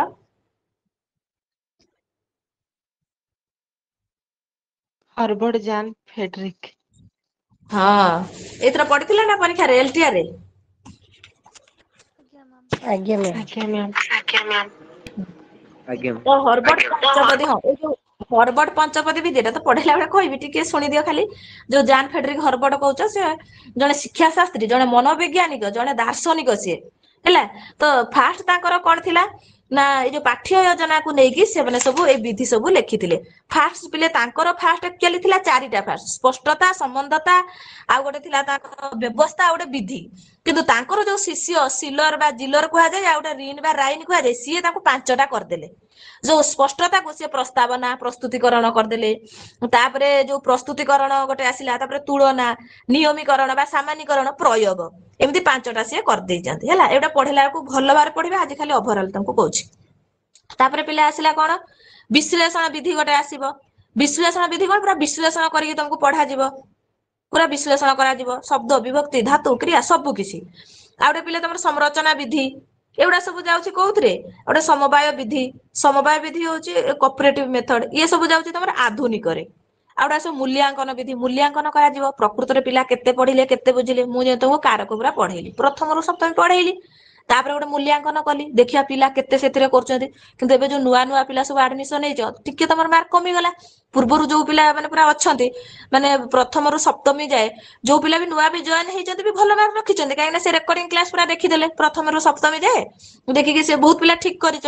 ତ ଏଟା ମୁଁ କେମିତି ଜାଣିଲି, ମୂଲ୍ୟାଙ୍କନ ଟେଷ୍ଟ ଦେଇଦେଲି, 20 ମାର୍କର ପ୍ରଶ୍ନ ଦେଲି, ଦେଖିଲି ଆରେ ବହୁତ ପିଲା 100କୁ 100% ରଖିଲେ, ବହୁତ ପିଲା 70% ରଖିଲେ, କିଏ 95 ରଖିଲା, କିଏ 30 ରଖିଲା, ବହୁତ ପିଲା 10, 25, 30। ତ ସେଗୁଡାକୁ ଆଜି କଲ୍ ଯିବ ମୋ ତରଫରୁ କି କାହିଁକି ତମର କମିଲା, କଣ ଦୋଷ ଦୁର୍ବଳତା ରହିଲା। ଇଏ ହଉଛି ତମର ଇଭାଲୁଏସନ ମେଥଡ, ମାନେ ମୂଲ୍ୟାଙ୍କନ ଦ୍ଵାରା ଆମେ ଜାଣିପାରୁଛନ୍ତି। ବୁଝି ହଉଛି। ତାପରେ ପିଲା ଆସିବ ତମର ଇଏ ପଳେଇଲା କଣ, ଆଧୁନିକ ବିଧି। ତାପରେ ଆସିବ ପିଲେ ଆଧୁନିକତମ, ଯୋଉଟା ନବୀନତମ ବିଧି। ଏଇଟା ଦେଖିବା। ତାହେଲେ ଆମେ କଣ ଜାଣିଲେ ଏଥିରେ, ପରମ୍ପରା ବିଧିରେ ବହୁତ ଗୁଡେ ବିଧି ଯାଉଛି ଜାଣିଲେ, ପୁଣି ନବୀନରେ ଆମେ ଜାଣିଲେ ପାଠ୍ୟପୁସ୍ତକ, ପ୍ରତ୍ୟକ୍ଷ, ହରବର୍ଟ ପଞ୍ଚପଦୀ, ବିଶ୍ଳେଷଣ, ସଂରଚନା, ସମବାୟ, ମୂଲ୍ୟାଙ୍କନ। ଏଇ ବିଧି କୋଉଥିରେ ଯାଉଛି, ନବୀନରେ ଯାଉଛି। ବର୍ତ୍ତମାନ ନବୀନତମ ଲାଟେଷ୍ଟ ଡିଜାଇନ ଟିକେ ଦେଖିବା। ସୂକ୍ଷ୍ମ ଶିକ୍ଷଣ, ମାଇକ୍ରୋ ଟିଚିଂ। ଏଥିରେ ଜାଣିଛ 5ରୁ 10 ମିନିଟ୍ ତମେ ପଢେଇବ, ଅଳ୍ପ ପିଲାକୁ ନେଇକି ପଢେଇବ। ଏଗୁଡା ସବୁ ଜାଣିଛ ନା ଜାଣିନ, କରିଛ ସବୁ। ପ୍ଲାନିଂ କରିବ, ଟିଚିଂ ଦବ, ଫିଡବ୍ୟାକ୍, ରିଟିଚିଂ, ଏଗୁଡା ସବୁ ତମେ ବିଇଡି ସେକେଣ୍ଡ ଇୟର ସବୁ କରିଛ ହେଲା। ତାପରେ ଗୋଟେ ଆସିଲା ଇଣ୍ଡକ୍ଟିଭ, ଆଗମନ ବିଧି। ଏଟା ତ ଗ୍ରାମାର ପାଇଁ ବେଷ୍ଟ ବିଧି, ଆଗମନ ନିଗମନ ନୁହଁ। ଏଥିରେ କଣ କରିବ, ଆଗ ଉଦାହରଣ, ତାପରେ ସୂତ୍ର। ଆଗମନରେ ମୁଁ କହିବି ଦେବ ପ୍ଲସ ଆଳୟ, ଦେବାଳୟ, ତାପରେ ତମେ ଡାଇରେକ୍ଟ କହିଦବ ବିଦ୍ୟା ପ୍ଲସ ଆଳୟ, ବିଦ୍ୟାଳୟ, ଏମିତି ହେଇଯିବ। ତେଣୁକରି ୟାର ଅନ୍ୟ ନାମ ଆବିଷ୍କାର ପଦ୍ଧତି। ଆଉ ପରୀକ୍ଷାରେ ପଡିଥିଲା ଆବିଷ୍କାର ପଦ୍ଧତି କାହାକୁ କୁହାଯାଏ ନା, ଇଣ୍ଡକ୍ଟିଭ ମେଥଡ ବା ଆଗମନ। ଆଉ ଡାଇରେକ୍ଟ ପ୍ରଶ୍ନ ଆସିଥିଲା ପିଲେ, ବିଶ୍ୱାସ ଯିବନି ତମେ, ଆଗମନ ବିଧିକୁ ଇଂଲିଶରେ କଣ କୁହାଯାଏ, ଇଣ୍ଡକ୍ଟିଭ ମେଥଡ ହେଲା। ଏମିତି ପଡିଥିଲା। ଆବିଷ୍କାରକ ପଦ୍ଧତି କାହାକୁ କୁହାଯାଏ, ଇଣ୍ଡକ୍ଟିଭ ମେଥଡ। ବହୁତ ସହଜ, ଆମେ ପଢିଲେ ସହଜ, ନ ପଢିଲେ କେମିତି ସହଜ ହବ ପିଲେ। ତେଣୁକରି ଆମର କର୍ତ୍ତବ୍ୟ ହେଲା ଆମେ ବହୁତ ପଢିବା, ଜିନିଷଟା ବୁଝିବା ହେଲା। ତାହେଲେ ଏଇ ସବୁ ଗଲା ତମର ଆଗମନ ଜାଣିଛ। ତାପରେ ସମସ୍ୟା ସମାଧାନ ବିଧି, ପ୍ରୋବ୍ଲେମ ସଲଭିଂ ମେଥଡ, ଇଏ ତ ଷ୍ଟୁଡେଣ୍ଟ ସେଣ୍ଟର। ମୁଁ ତମକୁ ଯେତେବେଳେ ଇଂଲିଶ ପେଡାଗୋଜି ପଢଉଥିଲି, ସେଥିରେ କହିଥିଲି ଟିଚର ସେଣ୍ଟର ମେଥଡ କୋଉଗୁଡା, ଷ୍ଟୁଡେଣ୍ଟ ସେଣ୍ଟର ମେଥଡ କୋଉଗୁଡା, ନା ନାଇଁ। ଦେଖିଆ କହିଲ, ଡେମନଷ୍ଟ୍ରେସନ ମେଥଡ ଟା କାହାର, ଟିଚର ସେଣ୍ଟର ନା student centre. Teacher centre. Very good. Problem solving method ଟା ଏଟା ହଉଛି ତମର ଷ୍ଟୁଡେଣ୍ଟ ସେଣ୍ଟର ହେଲା। ତାପରେ ଆସିବ ଆଉ କଣ, ପ୍ରୟୋଜନ ବିଧି। ପ୍ରୟୋଜନ ଯୋଉଟା ଆମର ଆମେ କରୁଥିଲେ କୋଉଟା, ଯୋଉ ଆମର ପ୍ରୋଜେକ୍ଟ ୱାର୍କ ମାଧ୍ୟମରେ ଯୋଉ ଏମିତି ସବୁ କରିବା। ଦଳ ଶିକ୍ଷଣ, ଟିମ୍ ଟିଚିଂ, ତମେ ଯୋଉ ଗ୍ରୁପ ଲର୍ଣ୍ଣିଂ କରୁଛ, ଆମର ଯୋଉ ଗ୍ରୁପ ଲର୍ଣ୍ଣିଂ ଚାଲିଛି, 4-5ଟା ଗ୍ରୁପ କରିକି ଯୋଉ ତମକୁ ପଢା ହଉଛି, ଇଏ ଗୋଟେ ଟିମ୍ ଟିଚିଂ। ଆଉ ୟାର ତ ଗୁଣ ଦୋଷ କହିବା ଦରକାର ହିଁ ନାହିଁ, ତମେ ଆରାମସେ ସବୁ ଜାଣି ସାରିଛ। ଆଉ ଗୋଟେ ଅବଜରଭେସନ ମେଥଡ, ମାନେ ନିଜେ ଦେଖିକି ଅନୁଭବ କରିକି ଶିଖିବ। ଅବଜରଭେସନ ମେଥଡ, ଯେମିତି ମୁଁ ତମକୁ ଯିବି ଧଉଳିଗିରି, ମୁଁ ବୁଲ ପିଲେ ବୁଲ, ବୁଲି ସାରିଲା ପରେ ମୁଁ କହିବି କଣ କଣ ଶିଖିଲ କୁହ, ତମେ ନିଜେ ଅବଜରଭେସନ କଲ, କଣ କଣ ଧଉଳିଗିରିରେ ଦେଖିଲ, କଣ ଜାଣିଲ ହେଲା। ନିଜେ ଦେଖିଲ, ଅନୁଭବ କଲ। ତାପରେ ତମେ ବା ତମକୁ ନାଟକ ଗୋଟେ, ଏବେ ଧର ଅଭିଜ୍ଞାନ ଶାକୁନ୍ତଳ, ତମକୁ ନାଟକ ମାଧ୍ୟମରେ ପଢେଇଦେବା, ତମେ ନିଜେ ଅବଜରଭେସନ କରୁଛ ନା ନାଇଁ। ଆଉ ଗୋଟେ ଡାଇଗ୍ନୋଷ୍ଟିକ ମେଥଡ, ଯୋଉ ଆମର ରିମେଡିଆଲ ଟିଚିଂ ଯୋଉ ଚାଲିଛି, ଭାବ ଇଏ ଡାଇଗ୍ନୋଷ୍ଟିକ ମେଥଡ। ସେଇଆ କରାହଉଛି, ଯୋଉ ପିଲା ବୁଝିପାରୁନି, ସକାଳେ କ୍ଲାସରେ ରହିପାରୁନି, ରେକର୍ଡିଂ ଦେଖିଲା ପରେ ବୁଝିପାରୁନି, ତାଙ୍କ ଦୋଷ ଦୁର୍ବଳତା ଦେଖିକି ଆମେ ଦୂର କରୁଛନ୍ତି, ସେ ହଉଛି ଡାଇଗ୍ନୋଷ୍ଟିକ ମେଥଡ, ଯୋଉଟା ରିମେଡିଆଲ ଟିଚିଂ ବୋଲି ବି କୁହାହଉଛି। ଡାଇଗ୍ନୋଷ୍ଟିକ ମାନେ ତାଙ୍କର ଦୋଷ କୁ ଆମେ କଣ କରିବା, ଦେଖିବା, ତା ତ୍ରୁଟି ଦୁର୍ବଳତାକୁ ଆମେ ଚିହ୍ନିବା, ତାପରେ ରିମେଡିଆଲ କ୍ଲାସ ଦେବା। ସେଥିରେ ତାଙ୍କ ଦୋଷ ଦୁର୍ବଳତା ଯୋଉ ତ୍ରୁଟି ରହୁଛି ତାକୁ ଅଧିକ ଭାବରେ ପଢେଇବା, ତାଙ୍କର ଆଉ ସେ ତ୍ରୁଟି ରହିବନି, ଆଗକୁ ସିଏ ମାଡିଯିବେ। आउटा कंप्यूटर तमर जो कंप्यूटर आधारित शिक्षा ये पूरा आधुनिक डिजिटल विधि कंप्यूटर मोबाइल ऑनलाइन मु जेमते तुमको पढ़ौची ये गुड़ा हमर कंप्यूटर बेस हबो ना हबनी माने मोबाइल माध्यम रे ऑनलाइन माने तमे देखो माने सब जिल्ला रो पिला मोठी जॉइन हेजो हैला माने मु एठी अछि किंतु तमे पूरा दूर रे अछ किंतु हमें पढ़ी पारुचंती माने खर्च कम किंतु पाठ अधिका पढ़ी पारुचंती ना नहीं जदि ऑफलाइन हेतांता सब पिला मो पाखु आसी पारथांता बोली किछि माने अछि ए बेंगलोर रे जी अछंती हमरे जॉइन हेजंती मनसुनी से कोन आसी पारथांता एठी दिल्ली रो छुआ अछंती तिरुपति रो छुआ अछंती हैला पुणी किए उत्तराखंड रे छुआ अछंती से जॉइन हेचंती आम जिल्ला तो तो सब कटक भुवनेश्वर बालेश्वर भद्रक केउझर बरगड उडा सब भर्ती हेकी अछ सब पिला कि तमे सेई कथा भाबिलो ताले ये कोन ये गोटे डिजिटल माध्यम रे हमें शिक्षाटा होउची ऑनलाइन बेस लर्निंग होउची जा पर कि जे जेते दूर दूरांतर रे थाउ तथापि हमर शिक्षाटा होउची ना होउनी बिले आज्ञा मैम होउची मैम এই सब कथा थिला पिले ये गला माने विधिर सामान्य रूप रे मु तुमको माने आलोचना परिआलोचना हमें कले नेक्स्ट क्लास रे हमें व्याकरण अनुवाद विधि रु आरंभ करके माने व्याकरण में हमर कोन कोन विधि रहिची आ गोटे ह्यूरिस्टिक विधि थिला पिले एठी छाडी हे गला ह्यूरिस्टिक विधिटा भी गोटे माने कोन सेटा मनोवैज्ञानिक विधि ह्यूरिस्टिक विधि पढिथिला परीक्षा रे गोटे थर तो से विधि गुडा तुमको सिस्टमैटिक गोटे ये रे मु भलो भाबरे लेखि कि पीडीएफ करके आनी कि तुमको पढेबी नेक्स्ट क्लास ताकू देखिबा आज जहा पढ़ा हला भलो भाबरे तमे लेखिबो आउ ताकू टे बुझिबो जहार जहा डाउट हला कॉल माध्यम रे मेसेज माध्यम रे मते पचारिबो जदि आज पढिबा ऊपर आउ कार कोन डाउट अछि जदि पचारो हेबे मु वर्तमान स्क्रीन ऑफ कर दउची हला कार कोन डाउट अछि पिले पचारिबो ना मैडम किछि भी डाउट नै डाउट नहीं हाँ ठीक अच्छे पिले मन खुशी करके आगू पढ़िबा आगू बढ़िबा निश्चित लक्ष्य स्थल रे हमें पहुंचीबा ना नहीं आ पिले कारकटा लेखिबो सब दबो होमवर्क कारक प्रथम आरो सप्तमी जाई बहुत पिला मते देई देलेनी लेखिकी मु तांको कॉपी चेक करूची पुणी जहार जहा भूल होती प्राय तो सब ठीक लगे बड़ बड़ पिला हेले तमे पुणी कोन भूल लेखिबो ना पुणी मु तो सब पीडीएफ रे लेखिकी तुमको भल भाबरे दउची पुणी तमे निजे टिके देखिकी लेखुच भूल कारी होउनी ठीक ठाक लेखुच एमती लेख तो तमे कारकटा भल भाबरे लेखिबो पीडीएफ फाइनली को दिन दबो केते दिन टाइम नबो कुओ मैम गोटे कथाटे मैम हां रे कुओ मैम आपण कहितले कि जे से जो कारकर सब गुडा विभक्ति शेष होला परे जो उपपद हाँ विभक्ति जो गुडाक कहा जोगरे कोन लागिले को गुडाक समर्थ कारक से गुडाक मैम गोटे थोर डाकी देबे बोलिया कहितले क्लास रे गोटे थोर आज्ञा मैम कहथिले आपण ସେଇଟା ଡାକିଦେବି ତାପରେ ଯୋଉ ମୁଁ ତମକୁ ଏ ଭେଦଟା ବି ଟିକେ କହିଦେବି କହିଥିଲି କର୍ମ କେତେ ପ୍ରକାର ଯେମିତି 7 ପ୍ରକାର ଆଜ୍ଞା କଣ ଆଜ୍ଞା କଣ मैम ସେଟା आज्ञा କଣ मैम ଅନିଶ୍ଚିତ କର୍ମ କଣ ହଁ ଠିକ ମନେ ପକେଇଛ ଧନ୍ୟବାଦ ମୁଁ ତମକୁ ନହେଲେ କାଲି ହିଁ ଫାର୍ଷ୍ଟ କ୍ଲାସରେ ଆଗ ସେଇଟା ଆଲୋଚନା କରିଦବା ମୁଁ ଆଜି ଲେଖିଦେବି ତମକୁ ଆଜ୍ଞା ଦେଇଦେବି ଦିଦି ସେଇଟା କରିଦେଲେ ଟିକେ ଭଲ ହୁଅନ୍ତା। କାହିଁକି ନା କାରକଟା ଆମର ଏବେ ରିସେଣ୍ଟ ସରିଛି ଆଉ ବେଶୀ ଦିନ ବାସିଆ ହେଇଗଲେ ଭଲ ଲାଗିବନି ତାଜାଟା ତାଜା ନା ନାଇଁ ଠିକ ବି ତମେ ମନେ ପକେଇଛ କାଲି ତାହେଲେ ଆମେ ଯୋଉ କର୍ମର ଭେଦ କରଣ ସମ୍ପ୍ରଦାନ ଅପାଦାନ ସବୁର ଭେଦ ବତେଇଦେବି ଆଉ ଯୋଉ ଉପପଦ ବିଭକ୍ତି ପାଠ ପାଠ କରିଦେବି ଆଉ ମାନେ କାହା ଯୋଗରେ କଣ ହଉଛିଟା ମାନେ ଯେମିତି ତୁଳା ଉପମା ଯୋଗରେ ବା ଆମର ଏଗୁଡାରେ ମାନେ ମାନେ ଉଭୟ ଏମିତି ହଉଛି ମାନେ ଯେମିତି ଦୂର ଦୂର ଅନ୍ତିକ ଯୋଗରେ ଅର୍ଥରେ କୋଉ ବିଭକ୍ତି ହେଲା ଏମିତି ସବୁ ହଁ ସେମିତି ଦ୍ଵିତୀୟ ତୃତୀୟ ପଞ୍ଚମୀ ସପ୍ତମୀ ହେଲା ଠିକ ଅଛି କାଲି କ୍ଲାସରେ ଫାଷ୍ଟ ଏଇଟା କରିବା ତାପରେ ବ୍ୟାକରଣ ଅନୁବାଦ ବିଧିକୁ ଯିବା ଏବେ ବିଧି ଗୁଡା ବହୁତ ସହଜ ଲାଗିବ ପିଲେ ତମକୁ ଖାଲି ଗୁଡା କଣ ବୁଝିବ ମନେ ରଖିବ ବିଧିରେ ସେମିତି କିଛି ନାହିଁ ଗ୍ରାମାର ସିନା ଟିକେ ଅଧିକ ଆମକୁ ଲାଗୁଛି ଆମେ ଗ୍ରାମାର ହିଁ ଅଧିକ କଟୁଛନ୍ତି ସେଥିପାଇଁ ମୁଁ ଗ୍ରାମାରଟା ହିଁ ତମକୁ ଅଧିକ ଫୋକସ ଦଉଛି କାରକଟା କେତେ ଦିନ ପଢେଇଲି ପିଲେ ଭାବିଲ ହଁ କି ଚାହିଁଥିଲେ ମୁଁ 3ଟା କି 4ଟା କ୍ଲାସରେ ସାରିଥାନ୍ତି କିନ୍ତୁ କର୍ମ କାରକଟା ହିଁ ମୁଁ 8ଟା କ୍ଲାସ ନେଇଛି ତମର କାହିଁକି ନା ସେଠି ବାତିକ ଗୁଡା ରହିଯାଇଛି ଆଉ ଏମିତି ଭଲ ଭାବରେ ପଢେଇବା ଦ୍ୱାରା ତମେ ବି ନିଜେ ସାଟିସ୍ଫାଇ ଅନୁଭବ କରୁଛ ନା କରୁନ କି ହଁ ଆମେ କାରକ ଫାଇନାଲି ପୁରା ଭଲ ଭାବରେ ବୁଝିଗଲୁ ଫିଲ୍ ହଉଛି ନା ହଉନି ପିଲେ आज्ञा मैम ଆଜ୍ଞା ମ୍ୟାମ୍ ଆଜ୍ଞା ମ୍ୟାମ୍ ହଁ ହଉ ତମ କଥା ରହିଲା ଆଉ କାଲି ଫାଷ୍ଟ ସେ କାରକର ସେଇଟା କରିକି କାଲି ପୁରା ମୁଣ୍ଡି ମାରିଦବା ଆଉ ହେଲା ଆଜ୍ଞା ମ୍ୟାମ୍ ହଉ ଆଉ ଆଜ୍ଞା ମ୍ୟାମ୍ ଆଉ କିଏ କଣ କହିବ ପିଲେ ହଁ मैडम ଆଉ କିଛି ନାହିଁ ହଉ ହଉ ଠିକ ଅଛି ତାହେଲେ ଏବେ ଲେଫ୍ଟ ହେଇଯିବା आज्ञा मैम ଆଜ୍ଞା ମ୍ୟାମ୍ ସମସ୍ତଙ୍କୁ ଧନ୍ୟବାଦ ବହୁତ ବହୁତ ଧନ୍ୟବାଦ ଚାଲ ଲେଫ୍ଟ ହେବା ଏବେ ପ୍ରଣାମ ମ୍ୟାମ୍ ହଁ ରେ ହଁ ପ୍ରଣାମ प्रणाम ପ୍ରଣାମ ଦିଦି। ହଁ ହଁ ଠିକ ଅଛି ଚାଲ प्रणाम मैम ହଁ ହଁ ସମସ୍ତଙ୍କର କଲ୍ୟାଣ ହଉ ପ୍ରଣାମ ମ୍ୟାମ୍। ହୁଁ ହୁଁ ହୁଁ